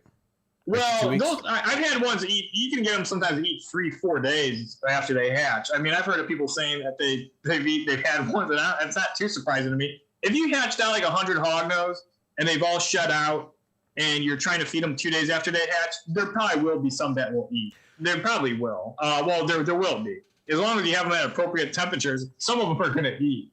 Gotcha. But I'm not saying to try to feed them. I've actually tried to feed this one clutch one time 4 days after they hatched. Almost the entire clutch ate. And so, but it seems like they're actually a little more prone to eat when they're kept in their egg box. And the reason that is probably because they have their scent trails. They're very first instinctive, Scent, scent that's familiar to them is right in their egg box. So then when you move to a completely new enclosure, even though that's still a fresh and kind of new environment for them, and their body, starts to understand and process that, hey, this is familiar, you are still transitioning them, which is a very common thing among hognose breeders to know can sometimes turn hognose off feed when you move them to a new environment. So hognose actually feeding response is actually a little better when you keep them right in the egg box. I don't do that for most of mine, though. I used to when I was younger. Back like 10, 12, 14 years ago, a lot of times I'd feed them right in the egg box. But you gotta watch them all because then you have a bunch of hognose eating all going after each other, yeah. Yeah, and then I'll have one that'll be done, and it's like that piggy's more than enough for it. And then it's still hungry, and it'll be looking around, and all of a sudden it sees one, and it goes up to it and starts trying to eat it, and it's like, oh, geez. So you just gotta be careful. You gotta really closely monitor them. And so you can actually do that, and then move them up, set them in their enclosures once they've had their first meal. Because I used to do that a lot, because I'd have a really a better feeding success rate getting them out of frozen thawed when you fed them right in the egg box with all their siblings. And it was easier when you had like a clutch of like 12 or less. When you had a clutch of like 18 or 20, though, I don't know, you'd separate them into like two different boxes. But I didn't do it for like 100% of them when I was younger, but I would do it for a lot of them. And I'd have a really good success rate doing that. But, you got to be careful, though, because, their feeding response can be pretty strong, even as babies. And, especially for a select few. And those select few might try eating another one, and it might even mistake the movement or just even a little bit of smell, or even just because it's in like feeding mode. So if you get a piggy smell maybe on one of the... Yeah, if you have them in the same box, yeah, I know. Yeah, even if you spray them and wash them off, that helps. You spray their faces afterwards, that helps. I mean, it just it doesn't 100% guarantee it. So you do feed them in their egg boxes, like I just mentioned. Usually, you want to observe them the entire time as you give them the feed, and once they've swallowed their mouth, then put them in their new environment. But that's the thing is that you're going to be moving them to a new environment and then offering them food. There's other things you could possibly do. I've never tried this, but I'm sure it might help, is take some substrate. If you take some of the cocoa coir mix from the egg box to actually hatch and you put it in the substrate with the new environment, because there's some familiar smell there. True. That might help. But I mean, I hatch out most of my babies. I keep them together for a week and I set them up in my vision racks and my V15 vision racks. And most of them, I mean, after like 3 or 4 weeks, like 95% of them are eating anyway. So it's just easier for me to do that on a larger scale versus trying to keep them in their egg boxes and feed them and watch them, because it's kind of ridiculous doing that. So I almost think it's better just to separate them right away and then put them in their new environments. And even though your feeding rate might be slightly or not as good, it's still long-term better. But that's the thing. There's just so many different ways you can do these hognose. I mean, they're very quirky species. Very interesting. Yeah, they are, man. I love them, man. Last question I have on hatchlings, and we'll take like a 3-4 minute break, and then I'll get to the Q&A section because I have a handful for you. The last question I have is, and I actually thought about this quite often, is, and we all know about picky eaters, right? So we know I've dealt with my picky eaters. I have different feeding methods I've made videos on this channel about. When it comes to picky eaters, some picky eaters I have to hold in my hand, and they eat out of my hand. They won't eat in a fucking tub. They won't eat in a fucking deli dish. They won't eat in their terrarium. They're just too skittish. I'll leave it in there for, a day, and they won't eat it. But when I hold them, they freaking eat it. So when it comes to babies, the hatchlings, I mean, like, if they don't eat after 2 or 3 weeks, do you try to brumate them in cooler temperatures for like 2 to 4 weeks and then bring them out and maybe they'll eat? I'm like, I've heard that as well. So right. That's usually the last ditch one that I go for is brumating them. I'm actually doing something a little different this year too. I actually have about 150 babies that I hatched. And I kept them at like just room upper temperature, like around 80 degrees for a week. And I am now brumating them. because naturally in the wild, a lot of hognose hatch out in September and stay in these upper regions. By October, they're already looking for their hibernaculums. They should have already found their hibernaculum. So that's why a lot of babies, I think, or it's actually a small amount of babies, don't want to eat. Naturally in the wild, they are not eating after they hatch out. It's towards the end of the season. The photo period is, dropping. There's actually less food because makes sense. Yeah. And a lot of them are going into brumation, hibernation, without any meals, and because their body has to be cleared out too. So if a hognose hatches out, like say early mid-September, it's like, okay, well, it only have a short window to hurry up and eat. True. And then it has to also clear its body out. I mean, they can. I mean, I'm sure there's some that do hatch in the wild. Oh, I'm sure they do. 100%. Yeah. There's a good majority of them, I think, that don't eat, and then they go through brumation, and then when they come out in late spring, and then the photo period's growing, and then they start looking for food, and finding it and all that. So I actually have a bunch of babies that hatched out, kept them warm for about a week, and I'm brumating them. And I suspect brumating them for about a month and then setting them up, and then in their higher temps, they're going to have a very good feeding response opposed to hatching them and setting them up right away. And so that's just something I'm experimenting with. We'll see how that works. And I'm brumating them all together, because when they brumate naturally in the wild, when they go into these their hibernaculums, they usually share them. They found a lot of these hibernaculums and reports there will be like as many as like 20 hognose in one hibernaculum. So they'll find a really good desired abandoned burrow and revisit and reuse that one every year. So, but when it comes, that's like my last usually thing I go for, though, if I have babies hatched out. And that's the thing, this year I'm experimenting with that. Normally that's not what I do, and I'm not advocating or saying everybody should just brumate their babies shortly after hatching. I don't think it's a bad idea. That's the last resort, right? So yeah, it's a last resort. When do you recommend the brumation? 4 weeks, 5 weeks?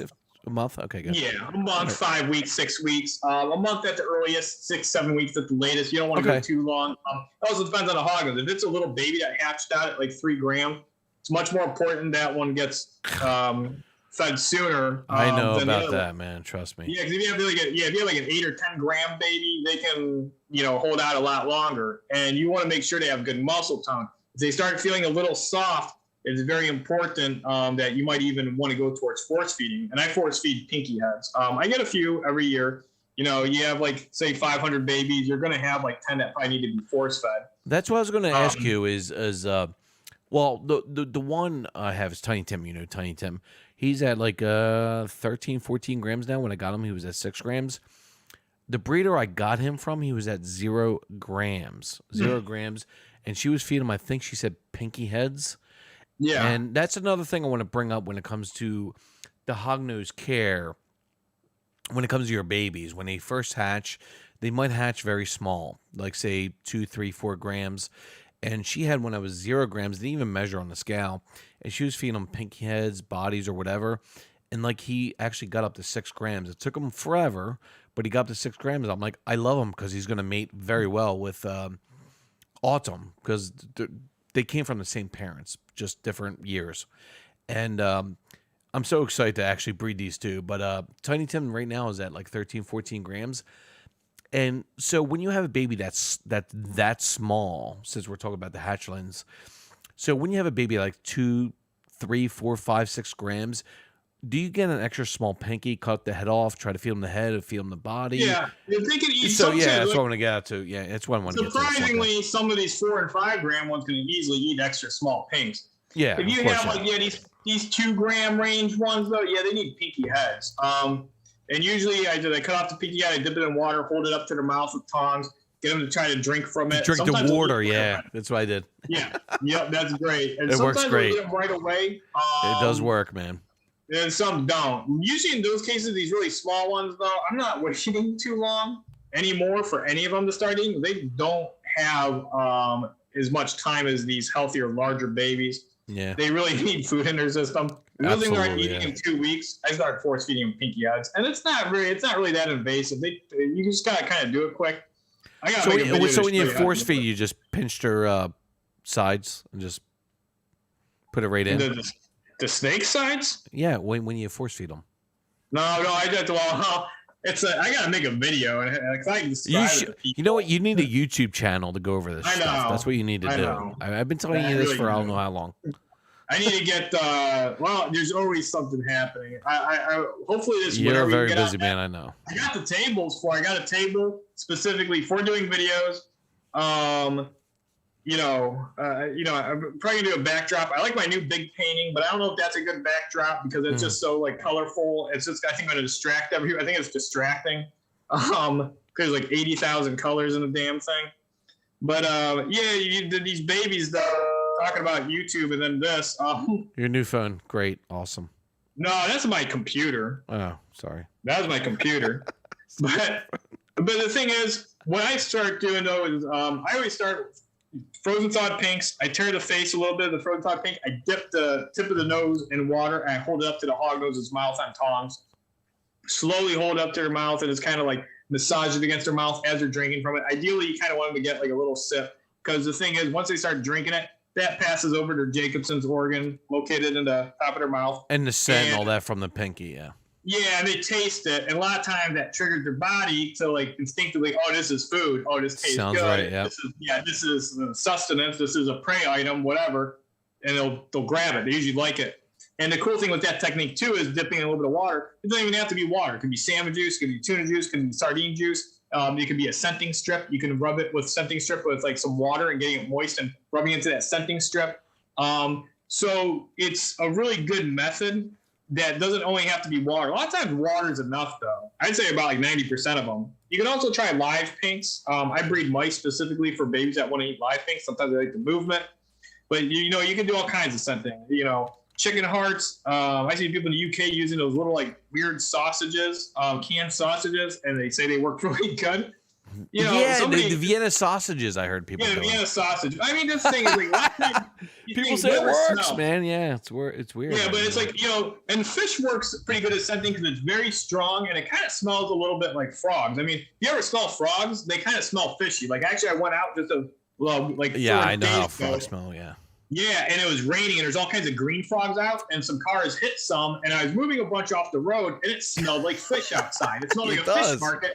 It really does. Because there's all these green frogs around. So frogs, and if you eat, because I tried frog legs once, because I was like, I want to see what these taste like with no seasoning. I used a frog or Reptilinks frog juice. It works great. Yeah, you're right. So anything that can get frog, toad, lizard, if you can get access it. I had a deformed leopard gecko hatchlings that died, and I used those as scenting, and those worked very well. Oh, really? So if you have, well, naturally in the wild, baby hognose they'll eat, 6-line race runner eggs, lizards, fence lizards, whatever. Yeah. Gray skink eggs, whatever. Like, if there's collared lizard eggs they come across, if they can even catch a little lizard, they'll eat it. So these things like even the ones in New Mexico's got a bunch of little different species of lizards. Oh, geez, so these hognose will go up, they'll dig up toads, the spadefoot toads. They'll if they can get their mouths on a little lizard, they'll definitely eat a little lizard.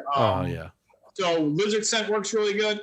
And again, fish scent, a lot of different fish scents. Like whether it be salmon, tuna, they it basically smells like probably like the most extreme frog ever, or not really, but it's similar. Because even when I ate frog leg meat, it was like kind of tasted a little bit like fish. Frog legs, yeah, of course it does.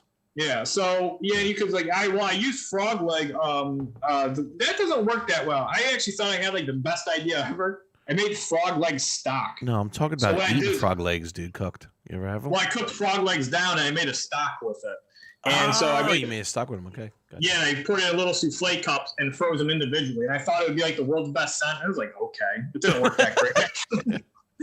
I thought I was smart. I was like, oh, this is going to work. This is going to be phenomenal. And it was like, I tried it. I'm like, this doesn't even friggin' work that well. It works a little better than water.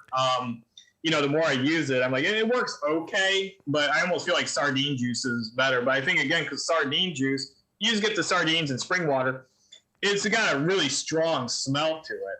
And that strong smell really radiates with them. But, you'll try all these scents, and then you might have, like, say, salamander scent, and then, boom, all these ones like the salamander scent. So it's good to try like 5, 6, or 7 different things. Oh, if you can. absolutely. Yeah, I agree, man. Yeah. 100%. And for these ones that are fit, and the thing is too, it sounds a bit scary to like a new breeder, but most of the time, most of these don't need it. And the other thing that's a bit of the stigma that hognose babies get, or hognose in general, like if you get them on scented, that they don't want to get off, and that's not true. That's definitely not true.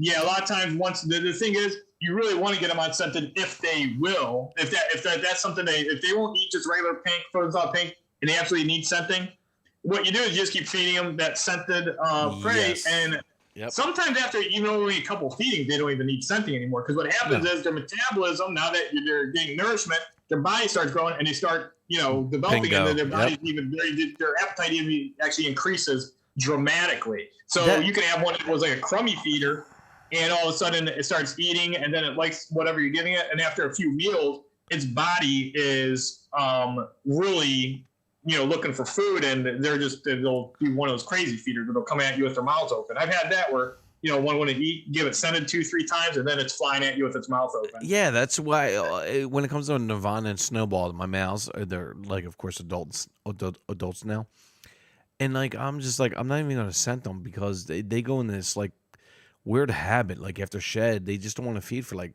3, 4, 5, 6 weeks. I'm not gonna scent. I'm just gonna wait until they want to eat because they're established on pinkies. So scenting. It doesn't bother me, man, because I know they're going to eat again. They usually do. So, like, they're pretty healthy animals, man. So I'm not even going to worry about it. So, right, babies, babies I could see scent, of course, but right, yeah.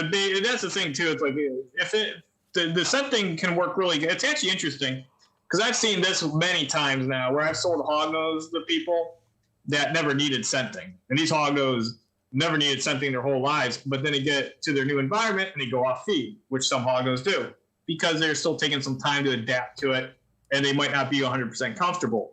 Yeah. And then the person doesn't, and they're like, well, I'm going to try scenting. And I used to say years ago, I'm like, well, I didn't need scenting. I would advise against it, kind of. And then I started noticing that some people would scent their stuff and they would eat. And I'm like, oh, that's interesting. And it's like, well, that makes sense once you think about it. Because it's,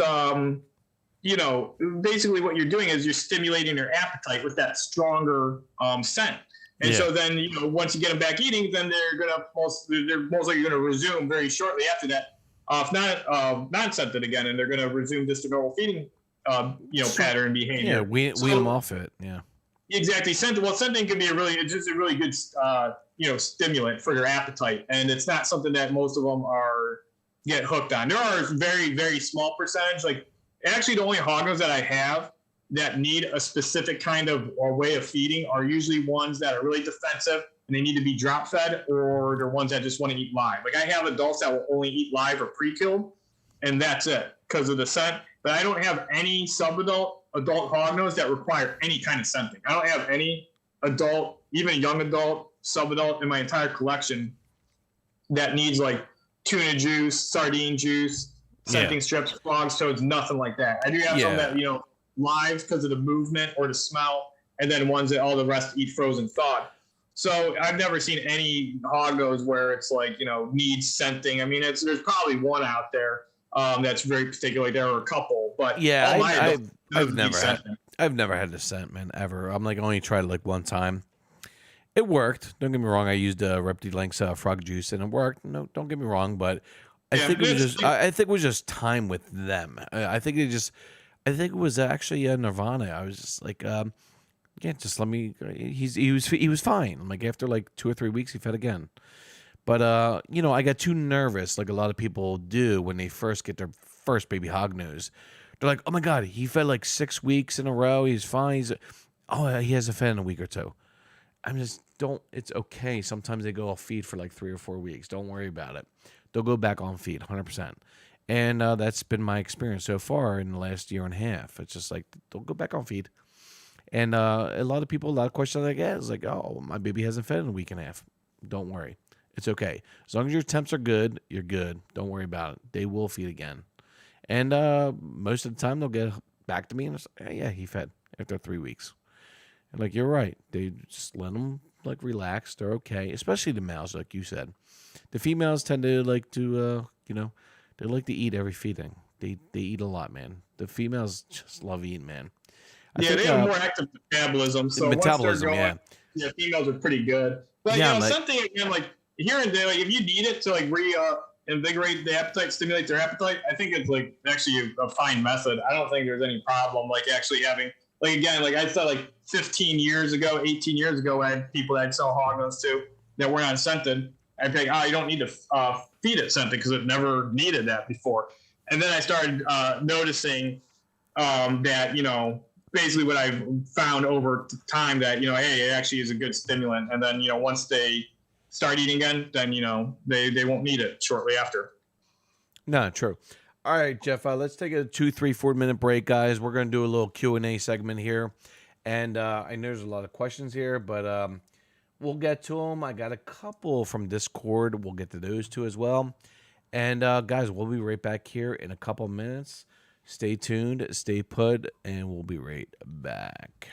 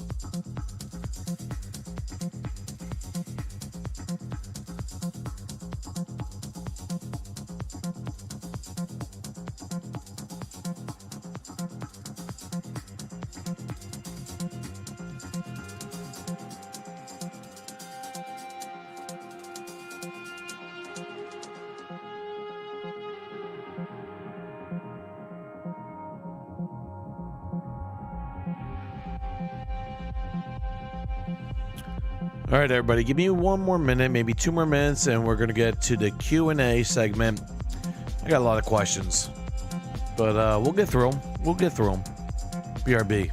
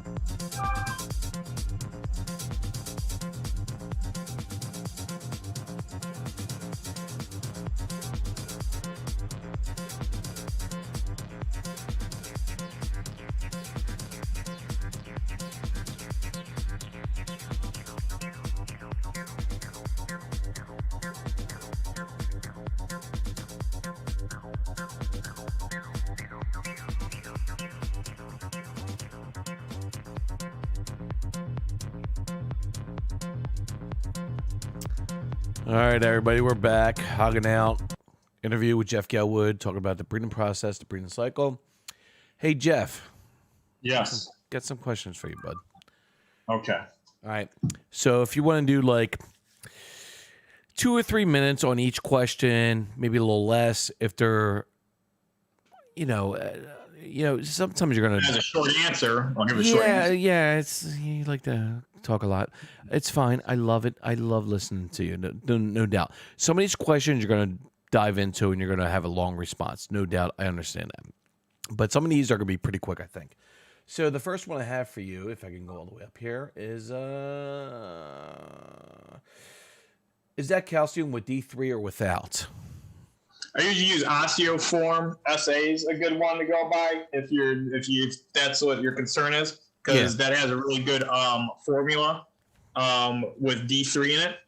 And the but D3 don't they get D3 with the lamps or no? Oh, well, they do, but I mean, Okay. they have like I read this study. I think at Stanford University had this doctors and stuff look at results with the study of D3. Now this was with humans though, but all organisms, aside from like say plants because of photosynthesis, but I mean it's similar. But with humans, the study is based on humans. I'm just not going to talk about it because the other stuff. Well, we got skin. We can absorb it a little bit easier than reptiles, I think, right? Yeah, you absorb it pretty evenly from the sunlight, but they noted in the whole study that it didn't actually matter if you got D3 through diet or through sunlight. Through sunlight, though, your body just stores the excess. In diet, your body also stores the excess. But with diet, you can actually go overboard. While with the sun, you really can't. True, yeah. So, the UV and bulbs and everything. 1 second.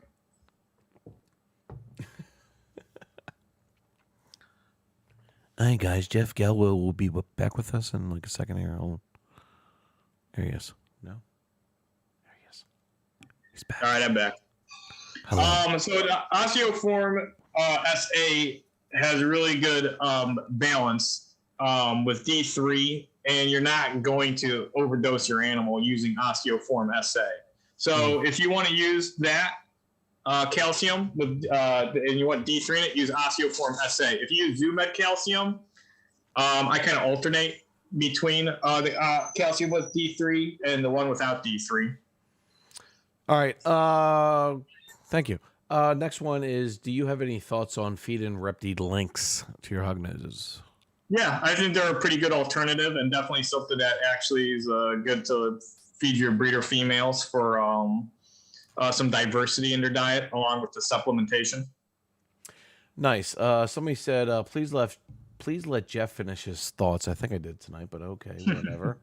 Freaking idiots. That's a good question. Shut up, Jeff.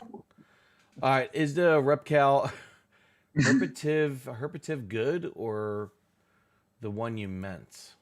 Well, the Osteoform or Repticalcium, I think most of these are pretty good and they're tested. I don't think there's like a massive difference. I don't think any of these are dangerous. Now, I've noticed, I don't really want to mention different calcium, but if you use certain of these calciums, these ones that are more kind of like mainstream that have D3, and you give it to an animal that consumes a lot of calcium, like a leopard gecko. I've actually witnessed a few, but I have thousands of geckos over the years, and it's very rare. I've actually seen some that D3 overdosed. So with leopard geckos, that's why I do the Osteoform SA, and I noticed with the Osteoform SA, I never once had any problems with that. And Osteoform SA is supposed to have one of the best balanced forms of calcium supplementation that you can get for reptiles and amphibians. Yeah. So that's why I use that. But I think any of these other calciums are very good. I would just alternate between the D3 and one without D3, just to make sure, because these snakes really don't. I mean, I have hognose snakes, and I've seen hognose snakes because in the past, a long time ago, I didn't supplement, and I did fine, and I never had any hognose with any growth issues, nothing like any form of metabolic bone disease, nothing like that. They process calcium extremely well. That's good to hear, actually. Yeah, because I mean, there's some D3 even in these whole prey,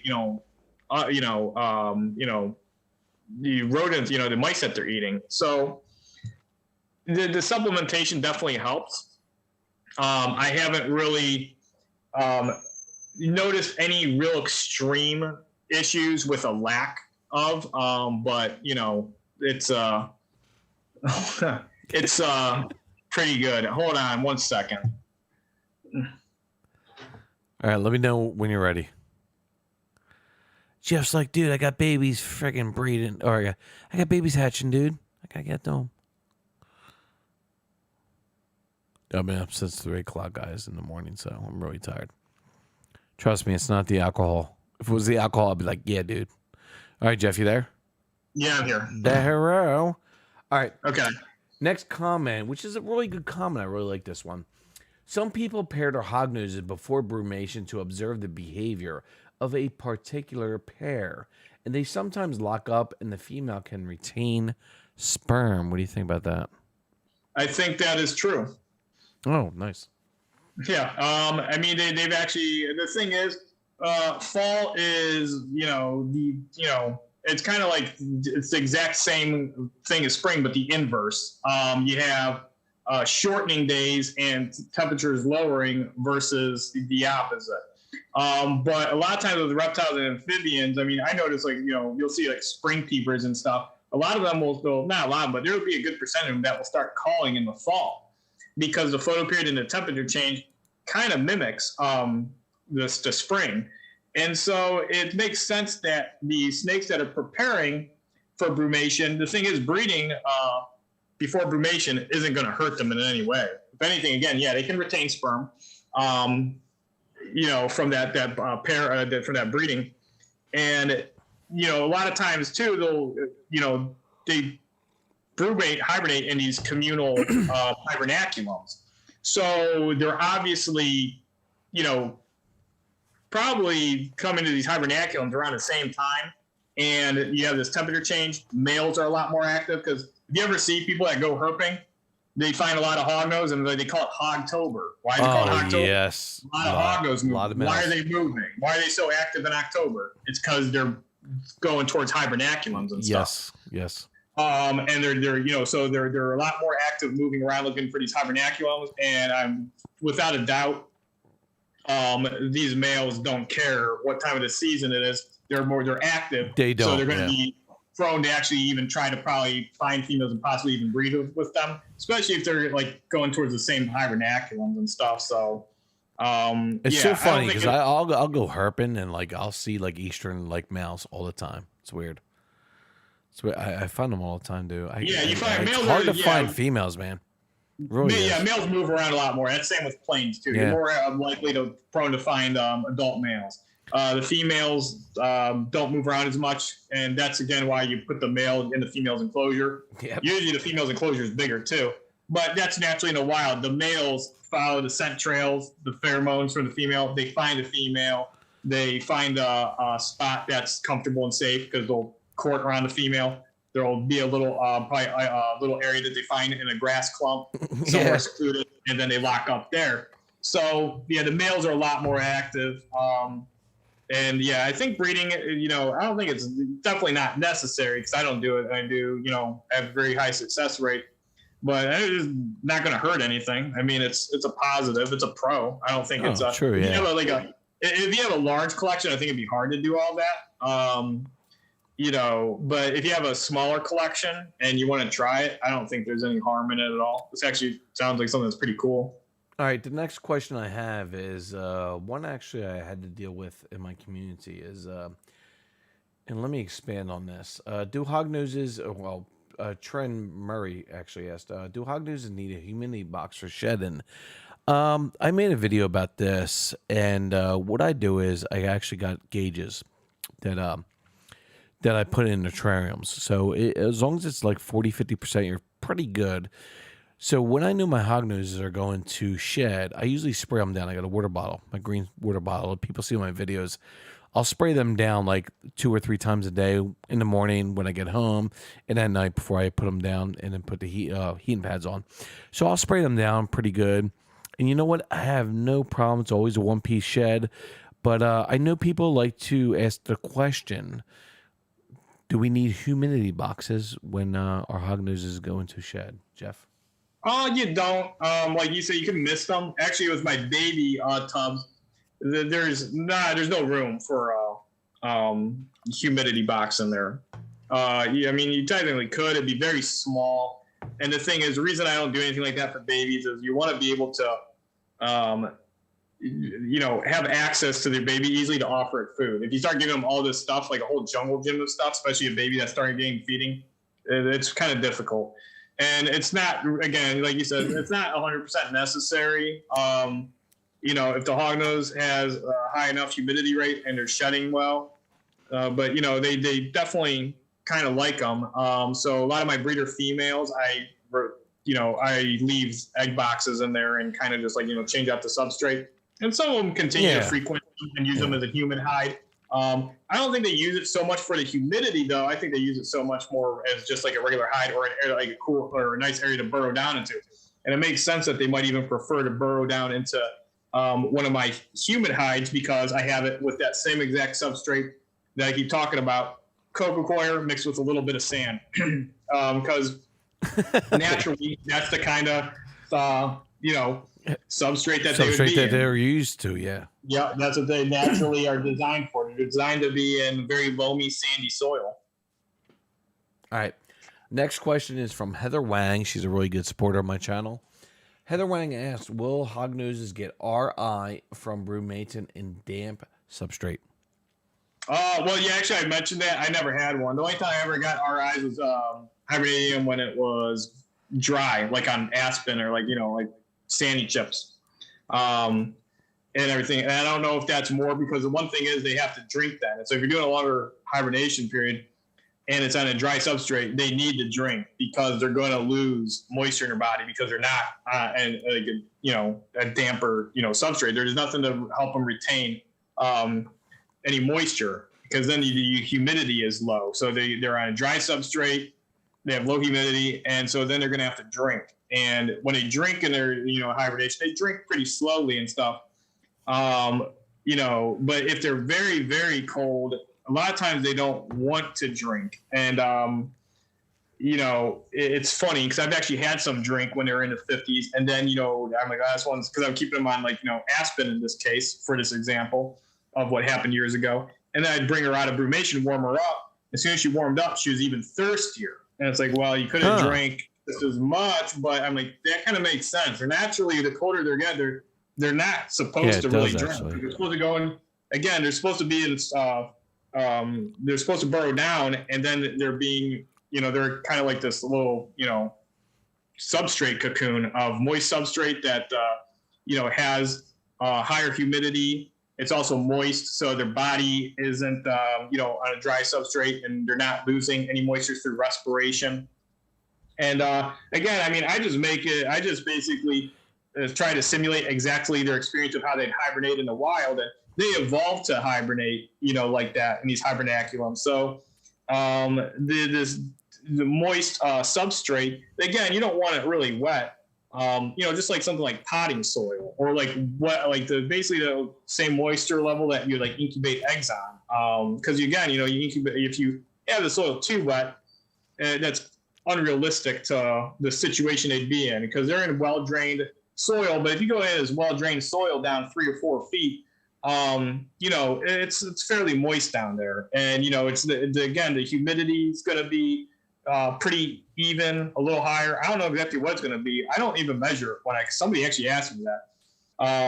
I try to simulate exactly what they'd experience. And I know if I'm simulating that is the way they adapted and evolved. And if they're healthy, that's not going to have any repercussions to their health. And, I've started hibernating all my hognoses like that starting a few years ago. And I've never had one develop RI. Yeah, it's good if you simulate nature, right? So that's most cases. There are some things. Like leopard geckos naturally in the wild all have cryptosporidium where they contracted at some point. That's one, So parasites aside, and certain other things. Hey Jeff, we're talking about hognoses, all right? So yeah, sure. Right, they can still get nematodes though. I'm just messing with you, bro. All right, Discord question here, Jeff. Finally, we got one. Okay. Do you deworm before brumation? You could. I don't. You can do panicure and stuff. That's a common one, the goat dewormer. I've always had that on hand. It's just the thing is though, what you really don't want is roundworm or nematodes. Most of these species kept in captivity, you'll actually get pinworms in a lot of them. leopard geckos are very prone to having pinworms, but they're benign. Pinworms are, for pretty much every time I've ever seen them in an animal, they're benign. If the animal isn't doing well, usually it's a secondary thing that's actually more serious, and not the pinworms doing anything. I've never seen an animal, but the thing is, you could have an animal that's sick, and the only thing they can find is pinworms, and then they'll they could think that well, this must be the pinworms. And it could be not properly diagnosed animal. Sometimes getting a proper diagnosis isn't easy. True. All right, another Discord question, and we got a couple more left, and we're done. What is his incubation setup? Do you have any fail safes? I incubate right in my rooms. So that's the one thing I don't really, because the incubators, you gotta make sure. I'm always worried about a probe failing. So I have 2 different areas I incubate my eggs, and I incubate them right in my reptile rooms. So I put them right on the shelf. And again, when you bury the eggs, I don't really have to worry as much too about temperature fluctuations. And when they're incubating in the wild, they're laying their eggs on a hillside. So the soil is going to be retaining heat, but then it's going to probably slowly cool off. So there will be a really slow, rise in temperature and decline. But the hognose, of course, too, are finding the most adequate spot to lay these eggs.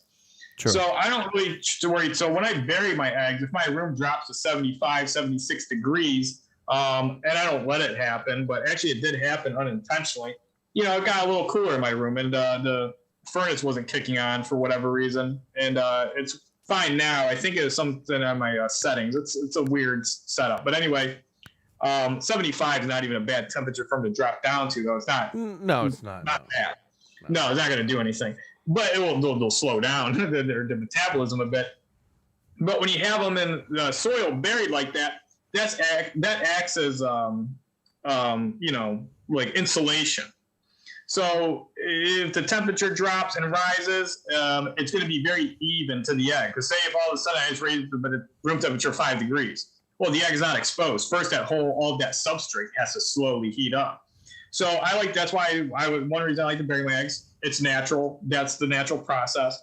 And I like to incubate right in my reptile room because it's already hot. So why even plug in an incubator? All right. The next question I have, which I think is the last question, and he actually posted 2 times. Have pro-rid flies ever destroy your eggs? No, they'll kind of the drain flies can go and they'll attack eggs that are spoiled. I've never had them attack a healthy fertile egg though. So, but that's one thing. Peat moss, I wouldn't incubate with peat moss. A lot of times peat moss can, even if you put hot water in it to mix it up. Can you freeze it? Can you freeze it or no? No, I think that's for peat moss because of I'm trying to think the wood mites. I'm starting to freeze. Yeah, we talked about wood mites. I think freezing, and I think it's fine. I think the wood mites, the eggs can live through being frozen. Me and you talked about you and I talked about the. Yeah, but just do cocoa core. Just do cocoa core. That's why I do cocoa core. I might as well. Yeah. No, I never got wood mites from those ever. Yeah. That's a peat moss thing. So yeah, drain flies. I hate them. I get them because I'll get rid of them 100% of the time, but I get crickets in from my geckos, and the cricket suppliers. Every now and then, there's a box that has about 10 drain flies in it, and then all of a sudden, they reproduce some piece of crap I don't find, and then before you know it, there's 50 of them around. Then they go in a leopard gecko egg box that's moist in the corner because those things have a very fast life cycle. They can go from an egg to maggot to chrysalis to hatching in a fly in 6 days. So it's very quick. So you never had a problem with them so far? No. Well, no, not attacking stuff. I mean, I've got your eggs. Yeah, no. No, never a good egg. Never a good egg. They'll go after bad eggs. I've never had them attack a good egg. Okay. If they went into an egg and destroyed it, more than likely the egg was bad. Gotcha. I've had them. I had one egg box actually this past winter because I had a drain fly issue over there, and a couple of the eggs, they were riddled with the drain fly larva. But those eggs, from what I could tell, they were all bad. And there was a bunch of good eggs in the clutch too, and those good eggs were all untouched. They only went after the ones that were probably releasing the smell because they were starting to decompose. Because you'll get dummy eggs. That's why I say when I incubate Hognose eggs, I always incubate the dummy eggs. And by a dummy egg, it's a infertile egg or an egg with a failed embryo that appears to be good. And a lot of times, well, actually, sometimes if you incubate them right and you take good care of them, they'll go pretty much full term before they'll spoil. Huh. They'll be white. They'll look good. They don't have the same kind of. They have the same texture, but they won't have the same feel. Like a good egg, since the baby's growing inside it, the egg actually gets kind of like a tight feeling. It gets kind of taut. It's like almost like a kind of like a stale well, not really like a stale marshmallow. That's a better way to describe leopard gecko eggs. They're just firmer, but then you'll go to a dummy egg and you'll push on it, it'll be a little more spongy. But that doesn't always mean, sometimes the good eggs are a little spongy too. So I get dummy. Actually, just got some dummy eggs. I was hatching out some hognose, and there were some eggs in there that looked perfect. And I'm like, well, these haven't pipped, and they're a couple days past doing pipped. All their brothers and sisters pipped. Let me tear it open, and I just kind of pinch the egg and tear it open, and then there's just a bunch of liquid in there, and then a bunch of like cottage cheese, and there's nothing else. I'm like, oh, it's a dummy egg. Yeah. Pretty gross. Yeah. So I can send you some if you want to see what they look like. No, I don't need to see that, Jeff. Thank you very much. I appreciate that. There's nothing in them. They're weird, but they look perfect. Just post on your Instagram. Post. Post on your Instagram. All right, I'll look. All right, I will. All right, and the same person said they're a pain in warmer weather, I guess. What? This? I guess the flies. What do you call them? What kind of flies? Drain flies.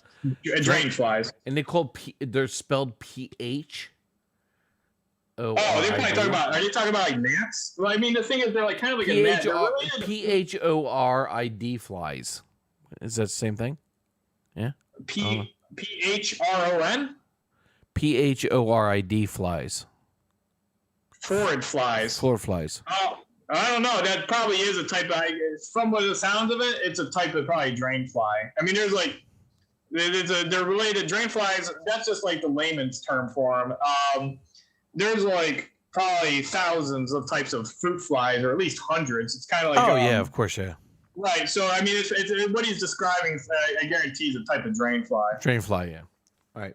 Yeah. You guys are friggin' confused. That's the drain fly. That's just a layman's blanket term for like when you get the annoying species of fruit flies that oh my god, go to land and decompose and stuff, and they're common in restaurants, and they call them drain flies because a lot of times they go towards the drains. Drains, yeah. So you guys are like really skitsing me out right now when it comes to my first breeding season. You guys suck, but sometimes no, you Jeff. Now you Jeff. Now you Jeff.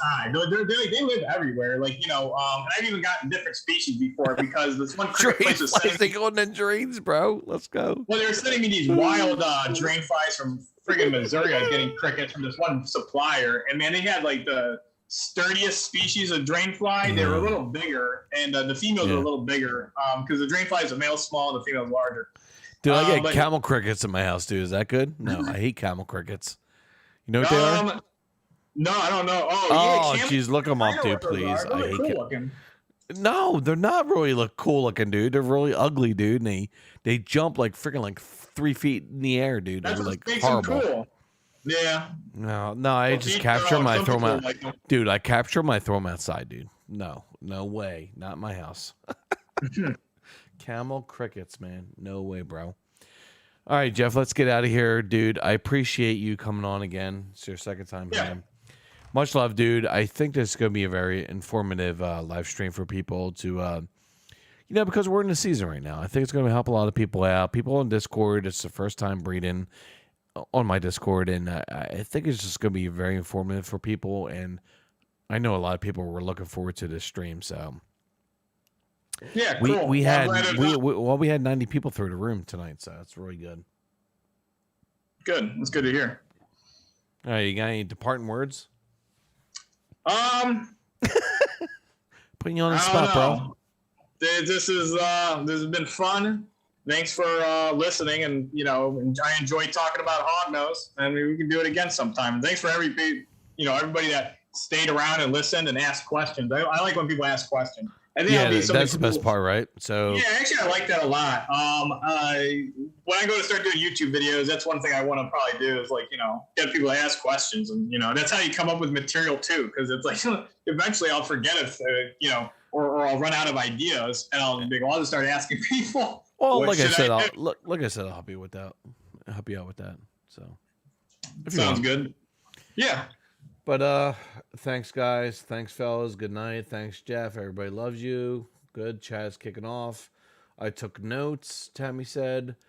And I think you helped out a lot of people tonight, Jeff, dude. And it's dude, I know you're a busy guy, dude, and I appreciate you coming out here. I have lots of questions. Of course we all do, but a lot of questions were asked. A lot of questions were answered, and dude, amazing time tonight, guys.